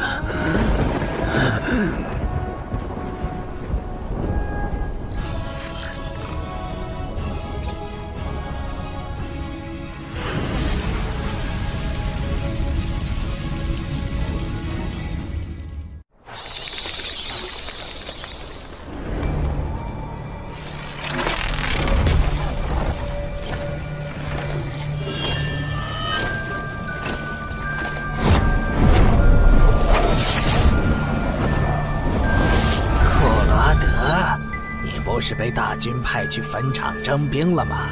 怎么回来了？切，白跑一趟！我还以为是谁激活了骸骨大军发出去的晚宴邀请函呢。我发现了一个有资格成为我们同僚的新人，让他从零开始太浪费了。我打算让大军把他变为预备役。同僚，坟场的冒险者最高才5级。这阶段的新人连合适的职业和称号都没确定，你就肯定他能跟咱一样成为传奇？他已经找到了合适他的职业和称号。这次真的太险了，如果不是那家伙主动走了，就算再给我一条命，我也完全没机会。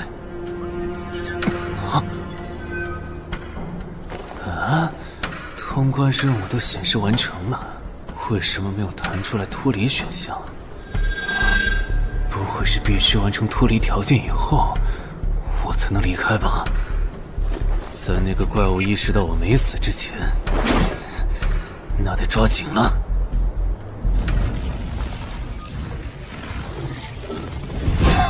没有关闭，这个地下城的入口还没关闭。澄海先生还在战斗，他还活着。我去找尚科长。周德死在地下城里，他姐知道后一定会迁怒同期的幸存者。如果处理不当，尚科长，怎么了？慌张成这个样子？那个地下城入口没有关闭，结束的时间明明已经到了，但是他还在。怎么可能？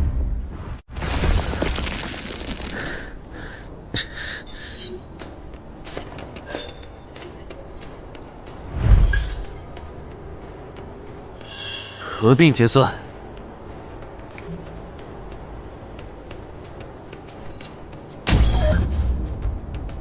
原来那个亡灵骑士叫库罗德呀。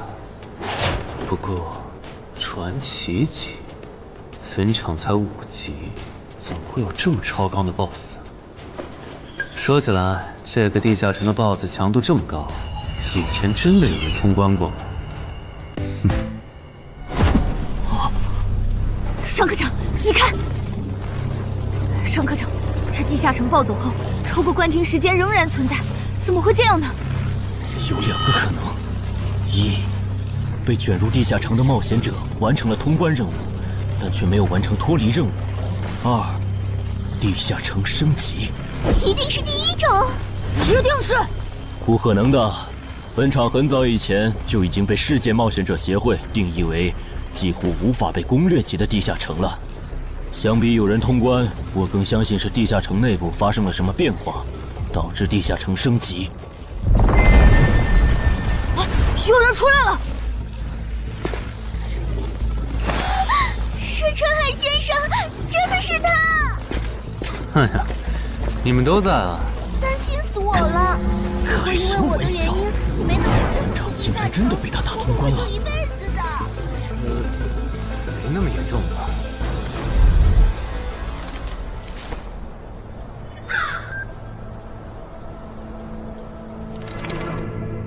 吴王，这是你驻守坟场以来第一次主动觐见吧，库罗德？你知不知道，就在刚刚，你成为了全球首个通关坟场的冒险者。首通？我？对，你要火了。坟场这个地下城虽然等级很低，但是在冒险者圈子里很有名气。你首通的经历应该会吸引到很多资本和散人工会的招揽，当然，也包括官方。啊，所以现在是招揽环节。是的，你在女妖之森和坟场的表现已经充分证明了你的潜力。像你这样的超级新人，整个冥省一年下来也不会超过10个。作为云霄市地下城负责人的我，当然不可能错过。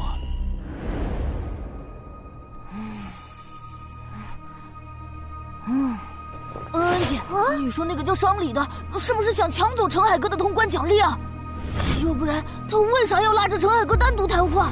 应该不至于吧？我可不会那么没品。而且5级地下城的通关奖励，我根本看不上，好吗？哼，那可不好说。你不需要，不代表你家亲戚不想要。这死小鬼！啊，别乱说。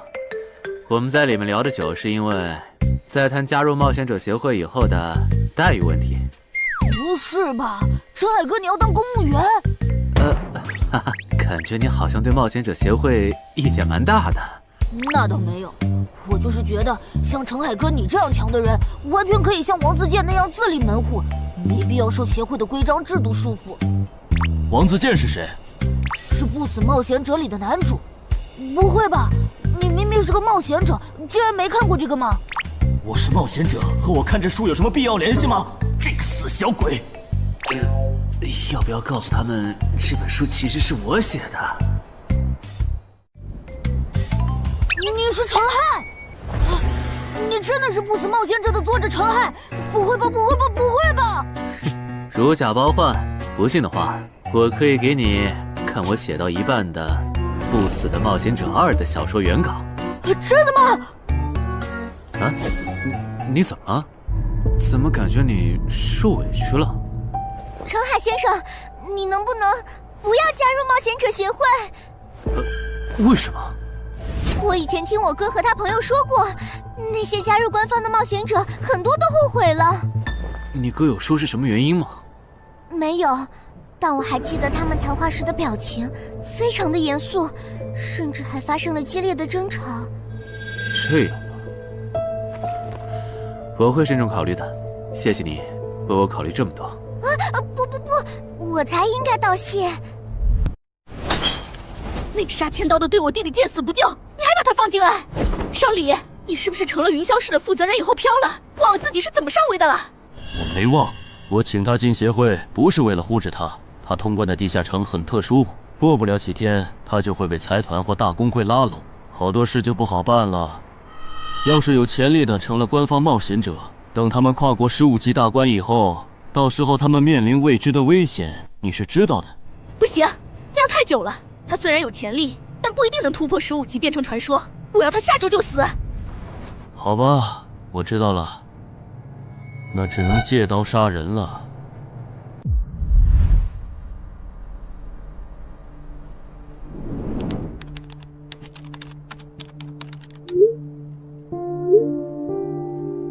坟场，这个地下城的情报不是早就挖无可挖了吗？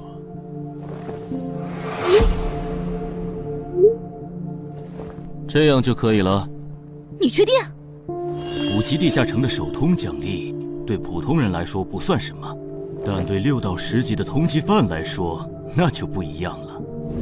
要是澄海的情报到了黑市，不出3天，闽粤2省的通缉犯都会跑到云霄市，这样就能给你弟弟报仇了。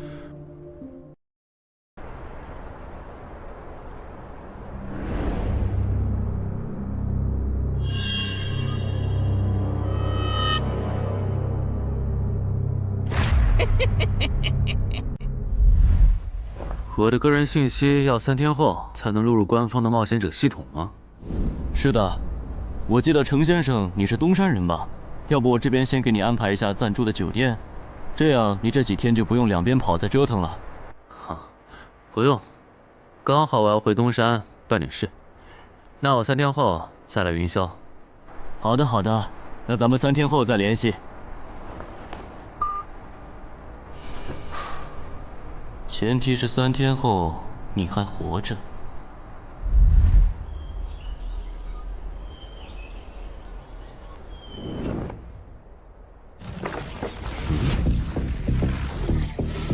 几天没见，怎么感觉这个地下城入口变得更大了？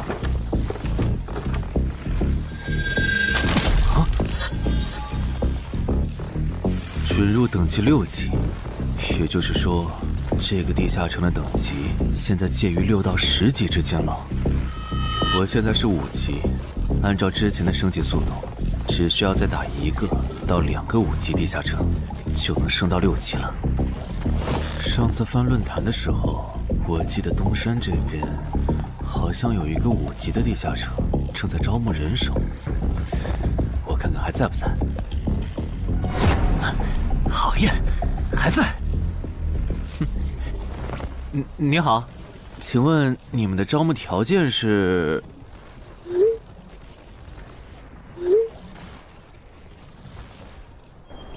黑市金币？你问这个干嘛？我闲着没事翻论坛，发现论坛上的冒险者彼此之间做交易时使用的货币不是现金。冒险者之间做交易，除了用地下城入口和掉落物，就是用黑市金币当货币。黑市金币有什么特殊之处吗？为什么不能用现金交易？黑市金币是挑战10级以上地下城的主要收获。我以前问过安教练，他说这东西10级后有大用处，可具体咋用没跟我细说。原来如此。对了，等级没到10级的冒险者，一般是从哪儿弄到黑市金币的？我也想搞一些。新手的话，你可以试试把不用的掉落物拿到鬼市去卖。你要卖吗？要的话，我晚上可以带你去东山的鬼市。要，谢谢徐哥。东山这边的鬼市只有每周一的凌晨2点到4点有。你别看这边人很多，实际上只有1/10是冒险者，甚至更少。这些摊贩也是卖的东西真真假假，很容易上当受骗。听起来有点像古玩市场。差不多吧。总而言之，东西先别急着卖，多转转，弄清楚物价后再卖东西。我这边还有点事，就不陪你继续逛了。好的。看不出他这人还怪好的。好了，到我来扫荡了。小哥，来看看这件，可都是宝贝啊！瞧一瞧，看一看喽！精品装备仅此一天，价高者得。小哥，来看看我的矿石啊！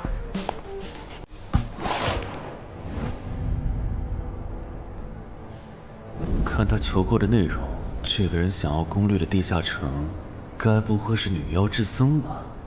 这位小哥，你有我要的东西吗？如果是对付女妖的话，口琴和长剑应该可以。有啊，你打算以什么价格收？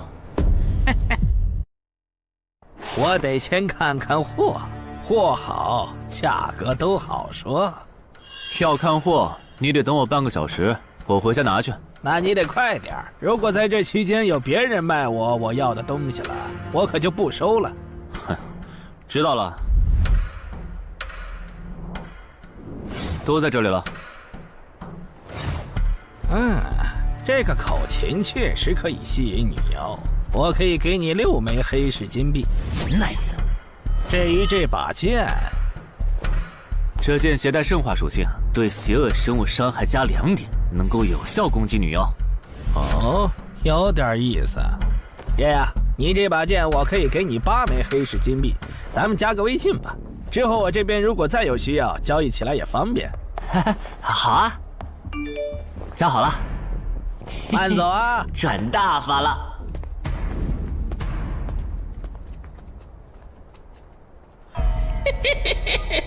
疏于防范了哟，分场通关新人。唉，都过去1个多小时了，那个叫四海为家的怎么还没来？算了，不等了。各位新老朋友，大家好，我是5级哥布林地穴地下城的入口拥有者搬砖小 C。我左手边这位是协会冒险者林女士。哟，本次攻略已在官方备案，大家可以不用担心秃鹫的问题。这边的3位大叔和我组队过3次，是实力和人品都很过硬的老手。这小子怎么每次都这么磨叽？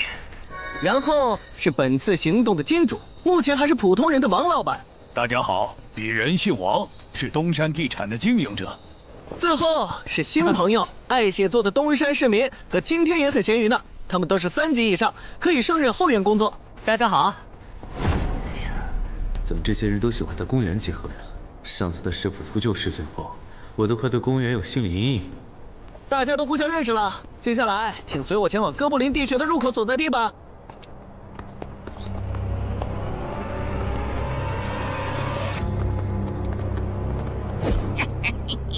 我就知道，他没用黑市金币购买装备，一定是又来换东山这边的低等级地下城的攻略门票了。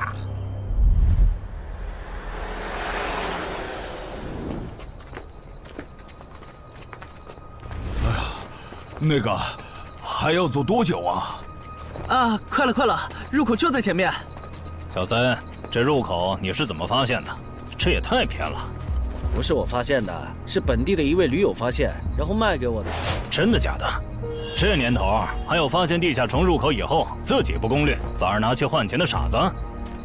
因为哥布林地穴对新手来说太难了，当时发现这个入口的驴友不止1个，但最后完成脱离任务活下来的就只剩下1个人了。人家已经是冒险者了，这地下城在开放期又攻不下来，还不如卖了，换点能用的东西。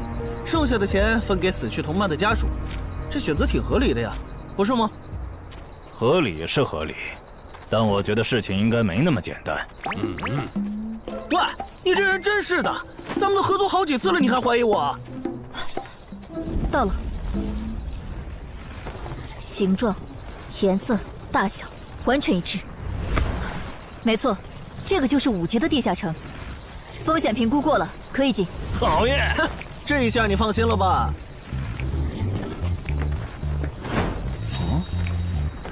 喂，我再跟你们说一遍啊，进了地下城，里面的哥布林归我们管，你们就负责保护王先生，都没意见吧？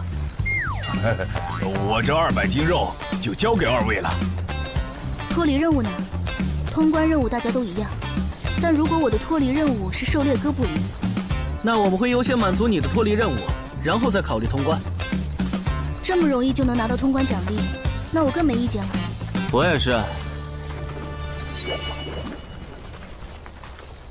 你们脱离任务是什么？杀死2只哥布林。哦，我的也是。看来咱们的任务类型都一样，只是数量上有差异。王老板，你放心，脱离任务是按冒险者等级来的。2到3级冒险者得进入地穴，4到5级冒险者要干掉一些哥布林。你是新手，只要找到哥布林地穴就行，很简单的。原来如此，怪不得我和他的任务不一样。哎，大家听我说，考虑到东山市民和咸鱼小姐的工作是保护王老板，所以等下遇到哥布林，优先让给他们完成脱离任务，没问题吧？没问题。那好，咱们出发。只用交手就行吗？感觉也不难呐。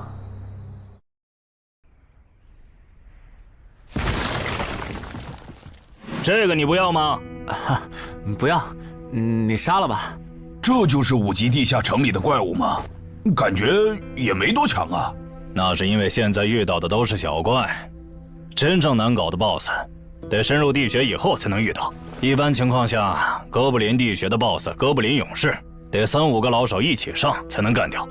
哦，原来如此。那如果这个地穴里有2只甚至更多的哥布林勇士，咱们能对付得了吗？那肯定是对付不了的。不过一个哥布林部落只会诞生1只哥布林勇士，目前全球就1对冒险者遇过双胞胎哥布林勇士，这种小概率事件咱们肯定碰不上。哦，那我就放心了。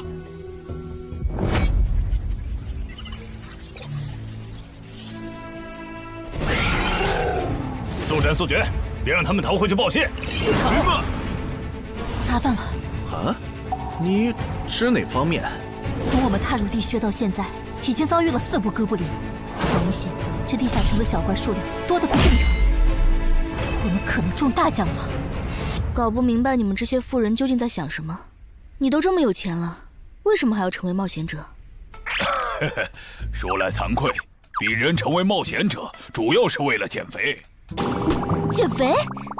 等等，减肥和成为冒险者有什么必然联系吗？这联系可大了。我特意托人问过，目前已知的职业里，有一种不需要锻炼，只要打坐消耗多余的体质，就可以不断变强的。你不觉得这种职业很适合我这种有钱，但是又下不了苦功去锻炼的人吗？花这么多钱竟然只是为了减肥，你们有钱人的世界真难懂。你们在聊什么？嘿嘿，能让我也加入吗？哦呦，连锁子甲都准备了吗？程先生真专业。你之前进地下城的时候也穿的这一套？对啊，如果没有这套防具，我早就死在地下城里了。相反，我倒是很不理解，你们为什么不穿防具？搞定。换班了，下一波哥布林你们处理。行，接下来我们负责打头阵。评分机制？你不知道吗？在地下城内借助的外力越小，完成任务后得到的结算评级就越高。原来还有这种设定吗？我说你的脱离任务咋比我简单？原来是靠全副武装过了地下城。我看你到现在也没有几个有用称号，说白了，你就基础属性等级高些，跟新人比也强不到哪儿去。其实难搞。虽然知道野队不靠谱，但是没想到会这么不靠谱。8人组里竟然有2个新手要保护。你们3个等会儿再聊。拦路的哥布林小队已经清理掉了，可以继续前进了。好的。怎么有3个岔路？正常的5级地穴不是最多只有2个吗？看来我之前的担忧没错，咱们遇到了 bug。这是还不能透露给大众的地下城情报。平均每50个低等级地下城就会有一次实际挑战难度比当前等级高，甚至高很多的特殊情况，也就是 bug。bug 主要分3种情况，第一种是小怪数量的提升，第2种是 BOSS 数量的提升，第3种是 BOSS 强度的提升。比如我们现在遇到的，按照他这个说法，就很接近第1种。我之前经历的地下城，好像多多少少都有点问题。请问，出现 bug 的地下城，结算奖励会比平时多吗？这个要看地下城的实际攻略难度提升了多少。听说运气好，能出14、15级冒险者都眼馋的宝贝。所以，我们如果继续深入，可能会遭遇更多的哥布林。是的。听起来有点危险呢。要不这次就算了，咱们回去吧。反正我也成为冒险者了。不能回。这个地穴的哥布林数量虽然变多了，但 BOSS 的强度没变化呀。我们只要把 BOSS 解决了不就行了？只要速战速决，在大多数哥布林发现我们之前，找到并杀死这个地下城的 BOSS， 其实和正常通关没多大区别。BOSS 的强度没变化，只是你的猜测。要是 BOSS 强度大幅提高，无法快速击杀，等他的援兵一来，咱恐怕就得被困死在这地下城了。所以就要放弃啊？这点风险都不肯担，那还不如尽早转职当后勤算了。这是一点风险？情报不足就去挑战等级比自己高的地下城，简直就是找死！那个，要不这样好了，咱们举手表决，想要继续的留下，想退出的就原路返回。这主意行啊，2不耽误。来去自如，这你满意了吧？现在开始举手表决，要留下的举手。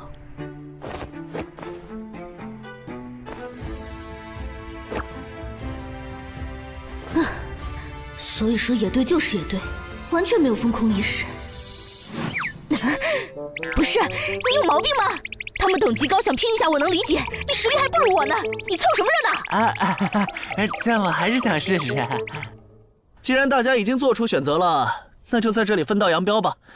王老板，你的通关费用我晚一点退给你啊。哎呀，不用，就当交个朋友了。走了。哎呀，你等等我！一定要走左边吗？我觉得右边更好啊。那就猜拳，谁赢了听谁的。要是平局怎么算？靠谱吗？这两人平局就走中间呗。我怎么感觉上贼船了？石头，剪刀，不！好耶，我赢了！哎呀，早知道出剪刀了呀！可恶！等下 BOSS 出来了，你不用上，你就负责清小怪，别让哥布林打扰我施法。没问题。那个，你为什么那么不看好他们呀？这个地下城真的有那么危险吗？你怎么知道我不看好他们的？啊，我毕竟是做生意的嘛，基本的察言观色还是会的，所以，我选择退出主要是因为这个称号，它的效果是为佩戴者指出前方的危险。之前的地穴，我就靠它发现地穴深处有俩能要我命的家伙。我听了官方冒险者给的消息，我认为这个入门级地下城是少见的双 BOSS 地下城。一般单 BOSS 地下城要3到5个同等级冒险者才能打通，那双 BOSS 的话，咱们这点人肯定不行。你信不信？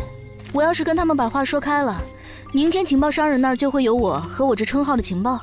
为啥要我牺牲自己的利益去拦着他们作死？大家又不熟。再说了，作为临时队友，我在保证自己安全的情况下，都尽力劝他们了，不听那是他们的事。那你为什么肯和我说这些？你不用担心，我不会害你。你又不在冒险者这行混，没必要为点情报费招惹我这种有潜力的人。说出来也没啥。哦，这样啊。怎么了？不能再继续前进了，外面有更致命的危险。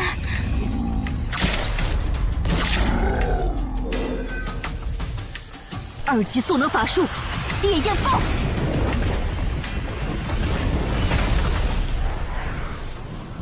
原来离开战前套给我的元素护甲是干这个用的呀！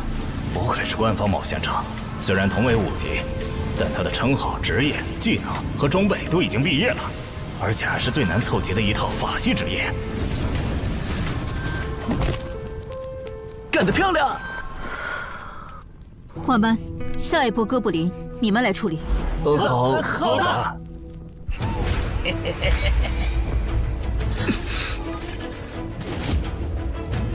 啊！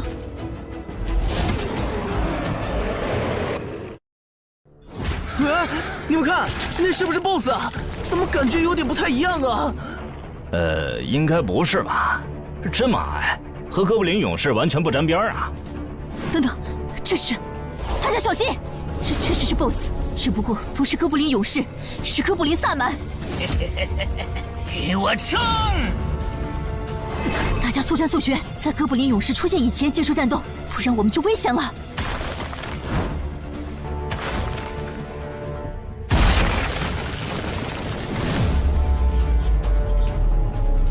开什么玩笑？哥布林怎么也开始讲战术了？这地下城到底发生了什么？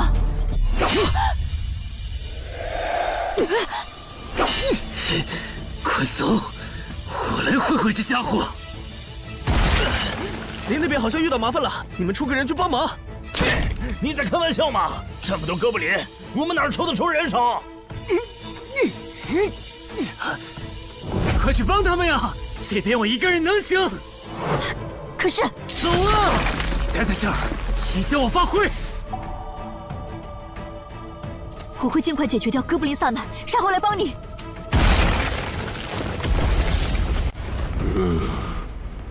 可不，现在没人能打扰我们了。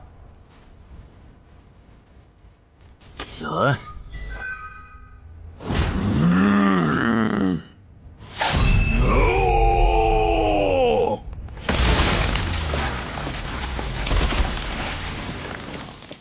这个 BOSS 力量惊人，但太笨拙了。就算不用一步一杀，我应该也能躲过他的大部分攻击。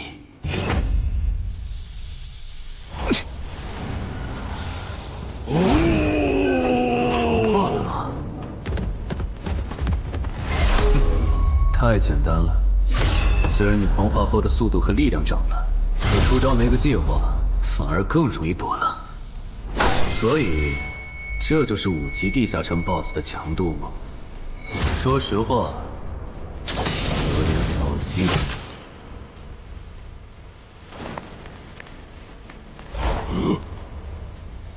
你这种程度，连当我的开胃前菜都不配。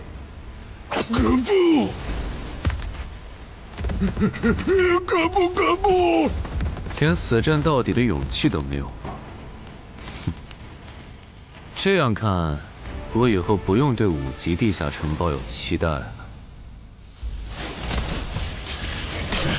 这个地圈到底还有多少哥布林啊？再这样下去，我可顶不住了！再用一次那个火焰魔法！你以为我不想吗？这个哥布林萨满一直在用地级法术干扰我施法。等一下，通关任务怎么完成了？我的也是。石洞山市民解决掉了哥布林勇士，大家再撑一下，他等下应该会来支援我们。我看不见得，他既然已经完成了通关任务，就没有理由再回来冒险。那咱们也撤吧，反正通关任务已经完成了。不行，如果我们不能一鼓作气杀死哥布林萨满，那撤退的路上我们会被他们耗到死的。您说的对，现在还不能撤，大家顶住！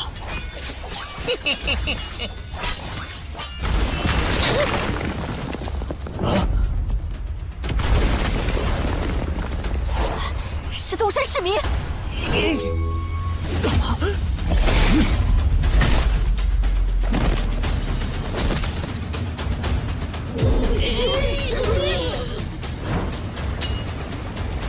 你从哪儿找来的大佬啊？双 BOSS 地下城就被他一个人打穿了？不是我找的。关于我的事情，麻烦大家帮忙保守秘密啊！明白。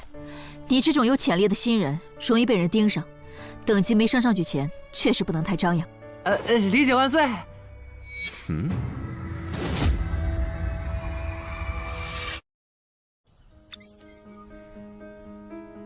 不能出去，外面有更致命的危险。啊，更致命的危险？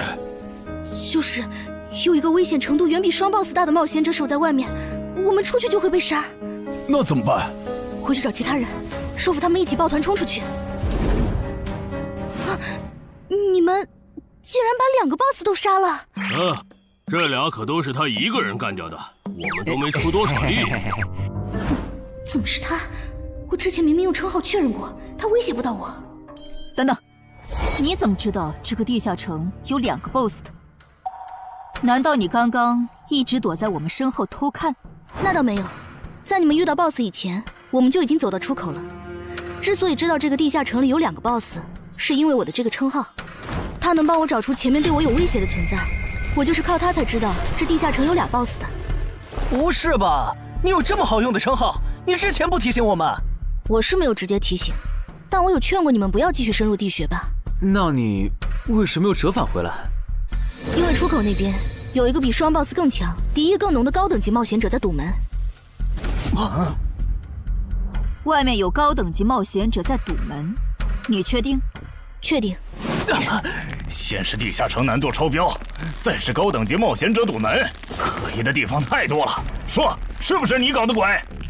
不是我，不信咱们签单向契约确认。等等，堵门的高等级冒险者，不会是那个爽约没来的四海为家吧？那个，我想问一下，你的称号可以预知危险，那如果我对你流露出杀意，你能判断我和堵门的人谁更强吗？能。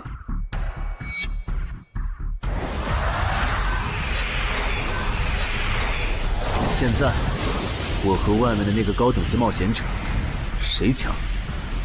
外面的要强一些。明白了。那摆在我们面前的，就只有一条路了。大家先去结算各自的脱离和通关任务，等提升完，咱们就去和出口的堵门者拼命。也只能这样了。早知道买这个地下城会出这么多事，我当时就不该手贱。事已至此，后悔也没用了。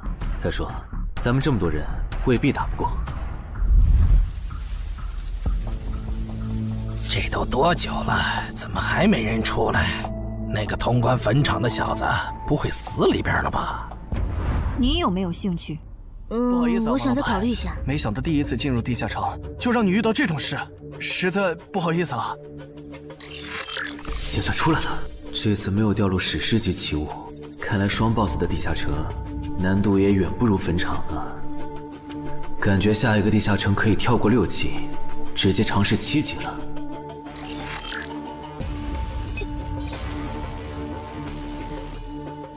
不算置死地而后生的话，能在一会的战斗中派上用场的，应该就只有扮猪吃老虎、奇迹生还者与传奇过招、自适应、暗行艺术和守护者。与传奇过招这技能比置死地而后生差点，能让我状态拉满，但要扣4力量、4敏捷、2感知。至于暗行艺术，应该适合扮猪吃老虎搭配，靠扮猪吃老虎走到目标的视野盲区，然后换暗行艺术逐渐接近目标，最后再切到置死地而后生，从而打出完美的偷袭。至于守护者，最合理的应该是依靠与传奇过招的感知加2，提前确定目标的下一步动作。要是目标跑去攻击别人，就切换称号守护者去阻拦他。围绕这2个称号展开的战术，感觉都还可以，但如果硬要选一个，还真不太好选。先瞅瞅新得的职业技能和奇物有啥效果，再决定下一步。这个向死而生不错呀，就凭它能够提升步伐和身体柔韧性这点，搭配一步一杀的技能效果，我以后就可以在闪躲的同时攻击敌方要害了。好技能啊！还有这个假死技能，考虑到在现实世界，冒险者死后是不会产生掉落的。我完全可以利用这个技能装死，然后找机会偷袭反杀，兵不厌诈。只要那个堵门的不是脑子有毛病，非得跟尸体较劲，我就能狠狠地阴他一把。当然，这是万不得已的选择。要是可以的话，我肯定想光明正大的赢。哇，这次掉落的东西都很棒啊，骨笛、萨满旗帜和传承之书，以后去地下城就能有个哥布林跟班了。而且这个哥布林的秘药搭配上骨笛，运气好的话，能拉来一只哥布林勇士当打手。保险起见，我就不继续囤升级券了，先把战斗力拉到最高再说。我目前持有的奇物中，等级最高的就是这家伙了。把奇物升级券用在他身上，肯定是最优解。就这样，对传奇亡灵库罗德的头盔使用奇物升级券。只能升到史诗级。那算了，先用装备熔炼炉把这几个用不上的给熔炼了，看能出什么好东西，再决定奇物升级券用在哪儿。不是装备型的奇物不能熔炼吗？那我手里没用的装备，估计也熔不出啥好东西。没办法了，用奇物升级券提升被污染的名剑吧。使用奇物升级券。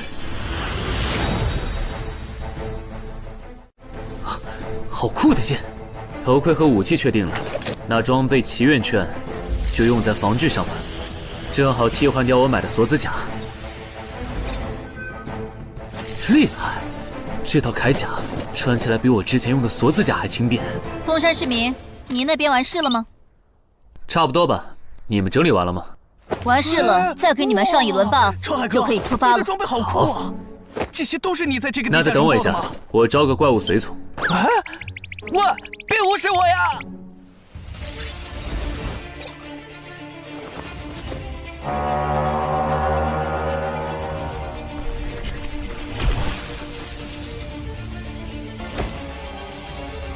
哥布林，你招个这样的怪物随从，没什么意义吧？这小东西连半个战力都算不上，不帮倒忙就不错了。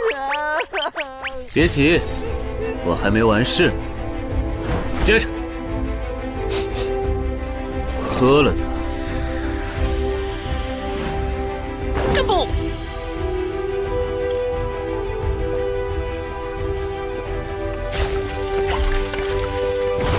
妈呀！你这是给他喝啥了？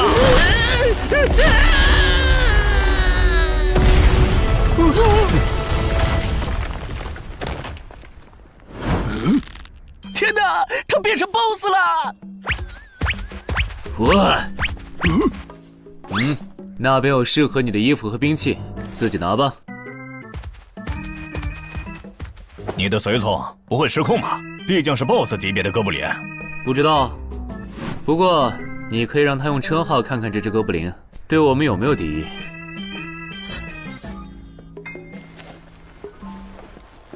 看了，他对我们没有恶意。那就好。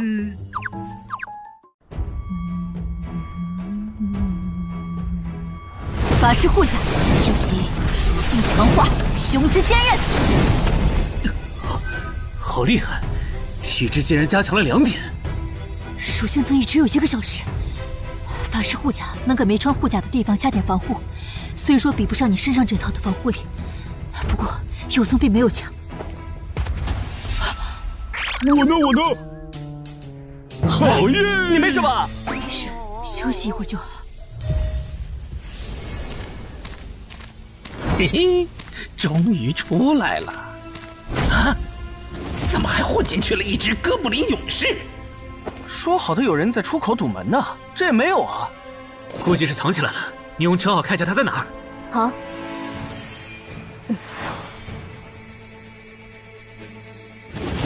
找到了，他躲在1点钟方向最粗的那棵树后面，大家小心，他在入口前面放了很多捕兽夹，注意别踩到了。捕兽夹？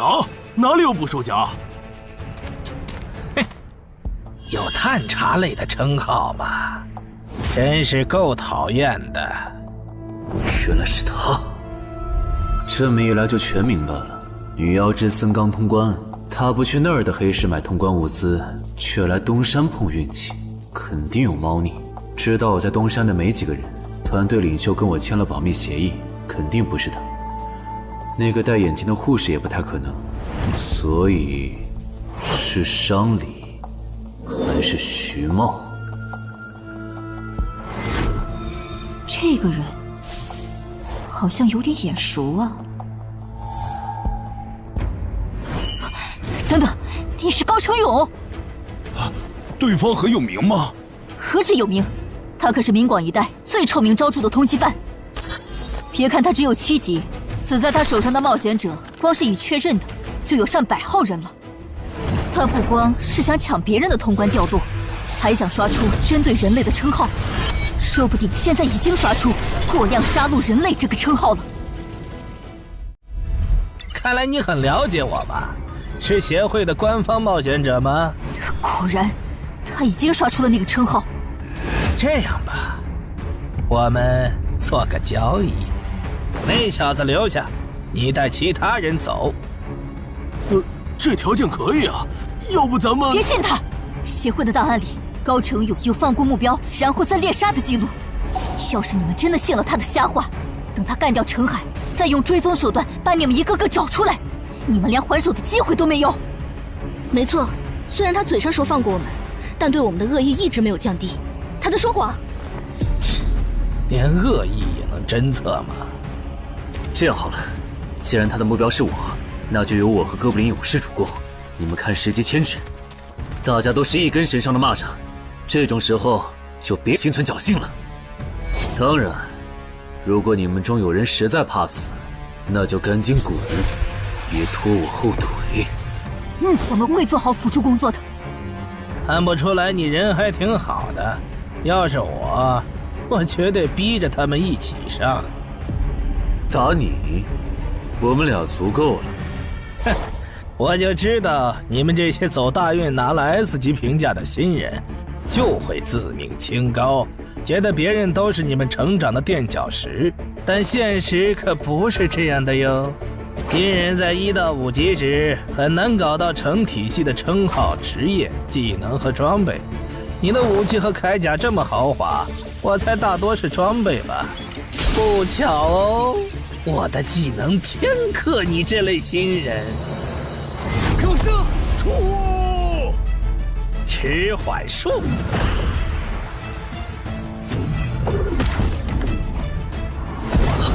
速度变慢了。退货，迟缓术可不只是速度变慢而已。遇到使用长镰这种冷门兵器的我，被上了迟缓术的我，也根本接不住你的招。你是这么想的吧？很遗憾，如果你就只有这点东西的话，那很不幸的告诉你，今天你踢到铁板了。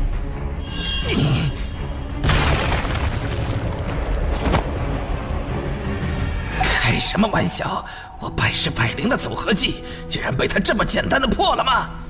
这真的是只经历了3个地下城的新人该有的水平吗？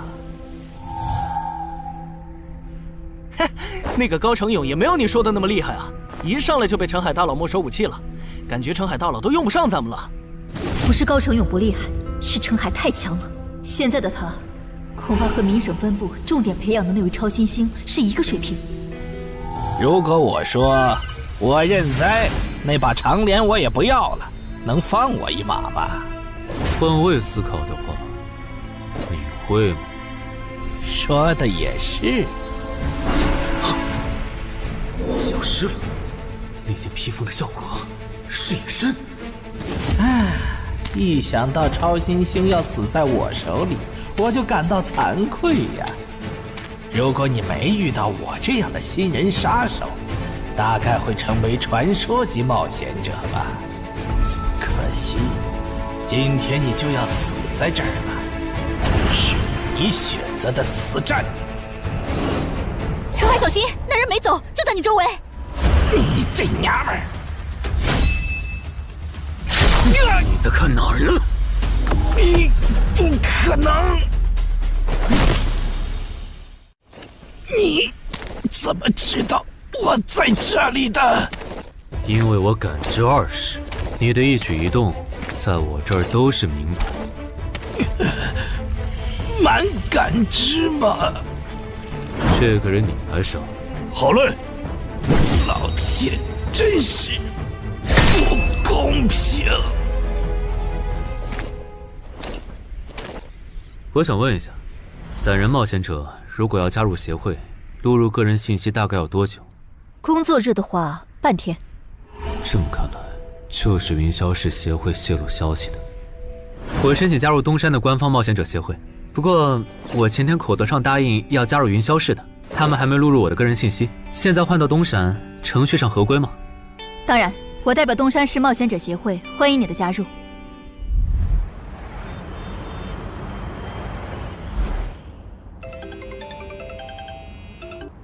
喂，我考虑了一下，还是决定不成为云霄市的官方冒险者了。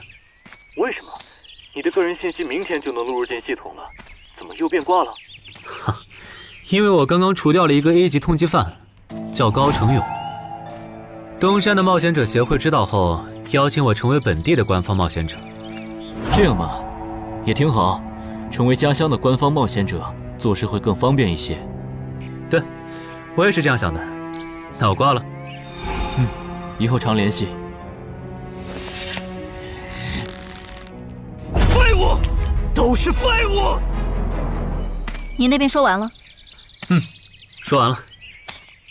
哎，你怎么还没走？因为林姐也邀请我加入东山的冒险者协会了，等下要和你一起录入个人信息。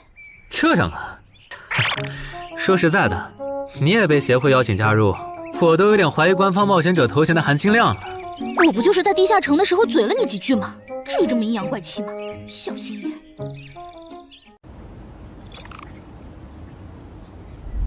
请关闭称号和职业技能，用你自己的力量对着他出拳。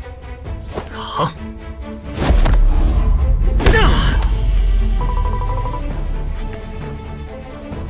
不愧是官方，测计出属性的工具比变身馆的强太多了。12点，那我呢？他们测完了吗？测完了，他的力啥玩意儿都是12。17点，只有12吗？这跟他之前的表现差太远了，我以为他至少14甚至15呢。只有12点却能杀掉9级的高成勇，主流的职业称号肯定做不到。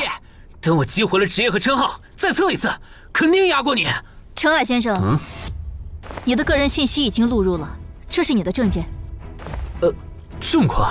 特事特办，你可是以一己之力打穿了双 BOSS 地下城，还单枪匹马完胜高成勇。另外，6到10级官方冒险者，每年得通关2次协会指定的同级地下城，不然就得从攻略组调走去情报或资源采集组，把时间花在身体塑造和实战训练上。半年通关1个地下城就行。没问题。还有就是总部时不时会有借调任务，借调时你表现出色就有奖励，奖励能换协会里的称号线索、转职证书和奇物。不过一般只有9级以上的冒险者才会被借调，你暂时不用考虑这些。有一个问题。你说。称号线索是什么？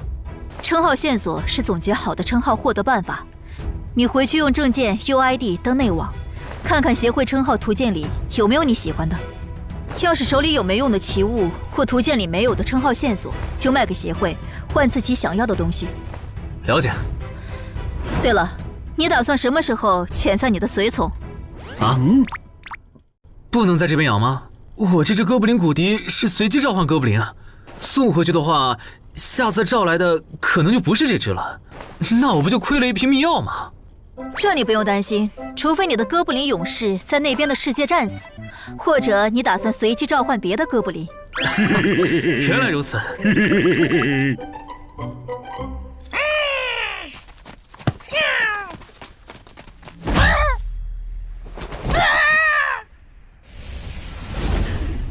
跟我来吧，我带你们去认识一下同事们。好。大佬好，我叫梁家坤，是东山这边的冒险者候补，目前的利米分别是。哎，你别每次见到厉害点的冒险者都跟报菜名似的，把自己的利米数值甩出来啊，这样很得罪人的。哎，有什么关系嘛？我的数值总不可能比澄海大佬的还高吧？不，你的就是比他高。你是东山这边的入口管理者？在东山专家级地下城没打通前，干不了入口管理者的活。好，所以入口管理者另有其人是吧？那他没来是因为在攻略东山这边的专家级地下城？那倒没有，他没来是因为在处理昨天突然涌入东山的通缉犯。据说好像是因为东山市出现了坟场的通关者，那些人都是奔着他来的。这样吗？坟场那个老手坟墓啊，哟，那可是出了名的 bug 级地下城，能产出奇物生机券。啊！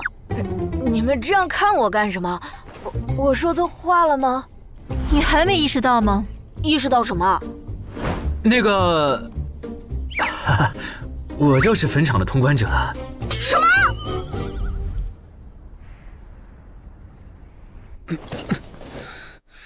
虽然已经说好这段时间把精力用在属性提升和恶补地下城知识上，但家里这个入口，我还是想有始有终。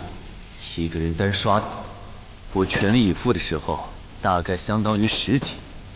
完成脱离任务应该也没什么难度吧？感觉也没怎么变。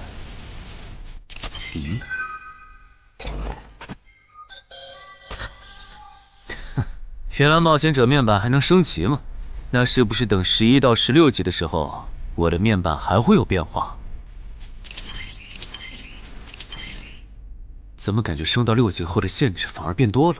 等升到11级，不会还来一些新的限制吧？就先这样，搞定。账号弄完了，让我看看这次的脱离任务是什么。脱离任务从单选变成2选1了，这对不打算通关的冒险者来说倒是个好消息。不过，豺狼人，原来这片森林除了鱼人以外，还有别的怪物吗？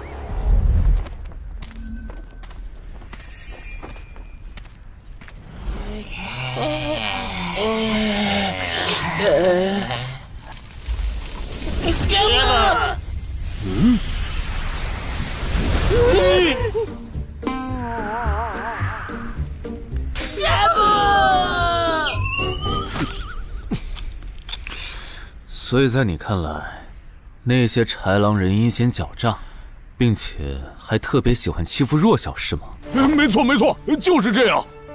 切，这不就一群森林恶霸吗？嘿嘿，答对了。那这一次就不做和豺狼人有关的轮换任务了，先找到潮汐鱼人的孵化池，然后试试能不能通关。好了，我要问的问完了，你可以回去了。什么？我不要！你不想回去？是的。好吧，你留下来也行。好耶，好耶！但我先说好，这个地下城的挑战等级是7级，你悠着点。放心吧，我很强的。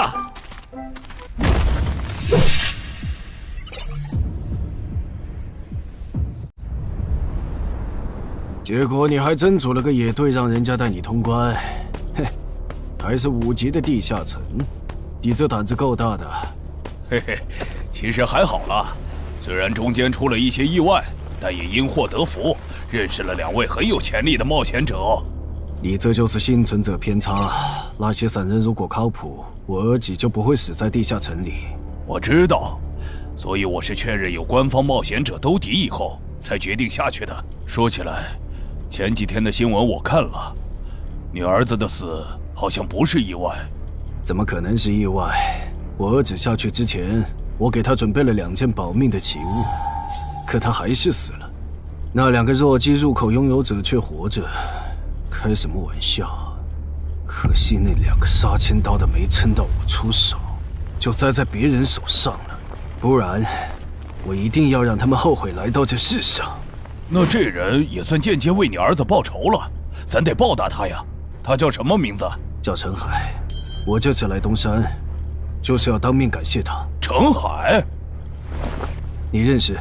我组的临时野队里也有一个姓陈的，可能就是他。什么？跟着！都打起精神来！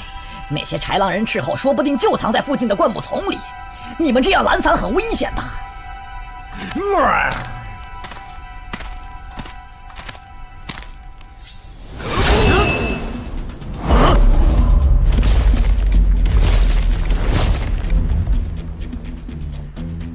话说，你会说他们的语言吗？当然，需要我帮忙翻译吗？先不，我有一个能在这种场合上派上用场的奇物，如果它不好用，我再找你。你们的孵化池在哪？告诉我，我可以留你们一。你以为我会出卖我的族群吗？绿皮傻大个的小跟班儿！中你们就杀了我！队长死了，别得意，领军大人会为我们报仇的。在湖底有一个水下洞穴，穿过洞穴会抵达一个天然的地下洞窟，我们的孵化池就在那里。你叛徒，不如！这只留他一命，挂树上，之后咱们去找湖。你跑那么远干什么？人类果然都不是好东西。那个冒险者很强。不好，是白战的霍格。去通知游击队，把湖里的鱼人引出来，给这个冒险者创造破坏孵化池的机会。好的，霍格老大。至于你，哇，这湖比之前用无人机航拍的时候感觉还大。得先找到水下洞穴，然后游好久才能到孵化池。就这要求，能把99%的冒险者都给淘汰掉。不过好在我有海之炎能水下呼吸，虽然不会游泳，但头盔里有库罗德水下战斗的经验。老大，我不会游泳，我可不可以先回去啊？你不会游泳？行吧，那我先送你回去。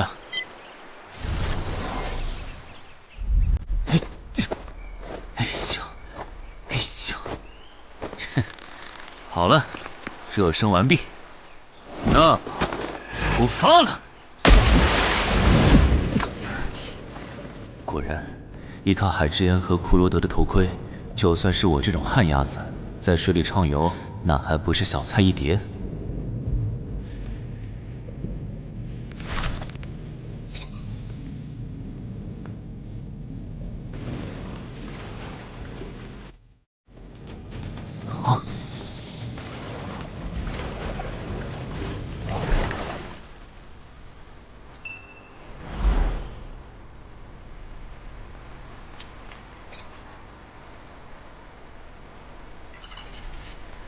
常驻脱离任务完成了，看来这里就是鱼人的孵化池了。但是，怎么没看到守卫？算了，不管出于什么原因，现在是通关的最好机会，这一点不会错。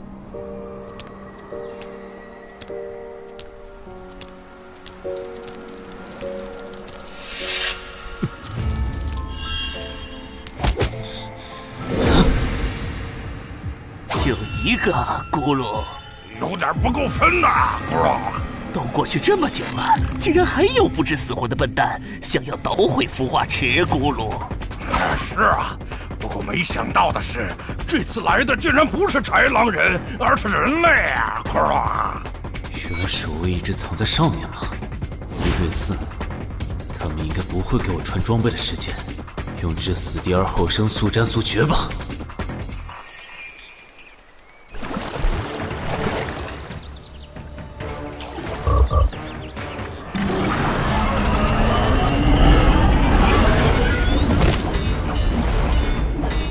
人类闯入孵化池，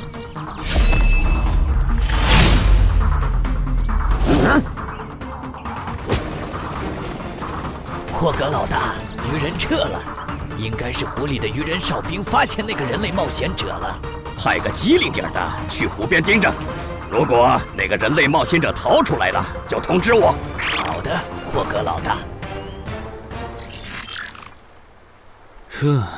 这几只守卫的强度比哥布林勇士高不少，他们应该就是这个地下城的 BOSS 吧。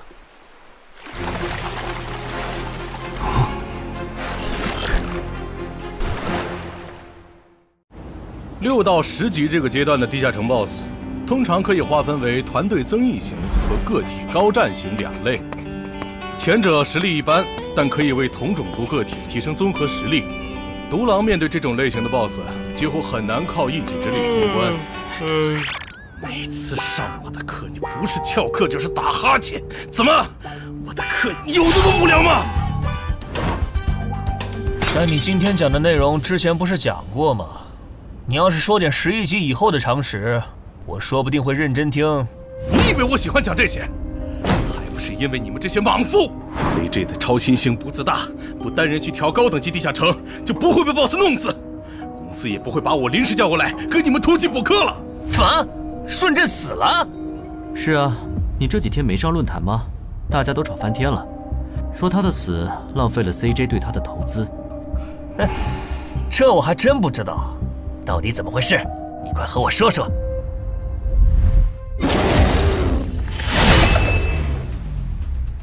小心，这个人类是极其罕见的高感知个体，偷袭对他没用，大家一起上，咱们耗死他！那个鱼人 BOSS 什么情况？都被我杀了这么多精英鱼人了，他怎么还在旁边观望？难道这些实力比哥布林勇士还强的鱼人，在他眼里都是小喽啰吗？这个人类的实力和霍格好像差不多，好在他是一个人来的，可以用数量耗死他。这样的杀戮速度，等精英怪把他体力耗得差不多了，剩下的精英种恐怕也没多少了。到那时，霍格如果察觉到我方兵力空虚的话，恐怕……算了，还是冒一点险吧。终于感到心疼，要亲自出马了吗？奇迹生还者，等这个很久了。领军大人小心，这个人类冒险者和霍格一样强。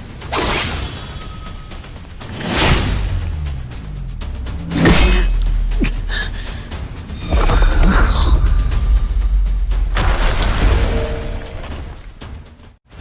领军大人，别管我，他伤得更重，还不擅长水下作战。就算没我帮忙，你们也能轻松杀掉他。把脑袋给我带回来。是，领军大人。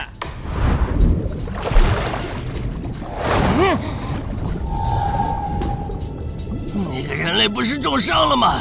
他咋能这么快逃到这儿，还迅速干掉鱼人哨兵的？他是被人潜到身后，然后一招毙命的。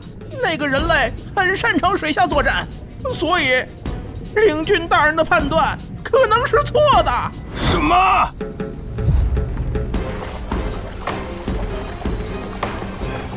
该死，总算活着逃出来了。多亏了这个奇迹生还者呀，不然我就得交代在这儿了。果然和我预想的一样，那个鱼人 BOSS 沉不住气，要是他再稳点，我就会被耗死了。怪不得团长说，独狼到了更高级的地下城会越来越吃力。一挑多肯定没胜算呢，看来我还是得找些厉害的队友了。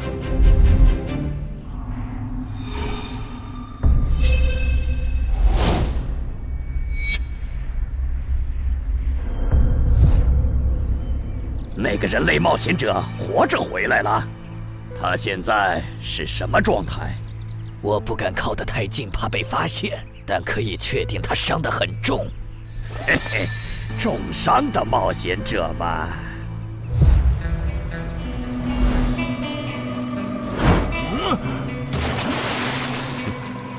下次再找你们算账。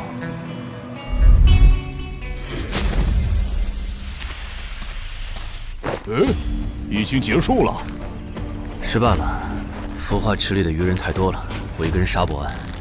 我刚才翻了下你们的传承之书，如果你的战斗累积到一定场次，会升阶为更高等级的百战哥布林。以后你就用这把剑斩杀和你实力差不多的地下城怪物。等你成为了百战哥布林，这剑对你没啥用的时候再还给我。那您用什么？我用这个。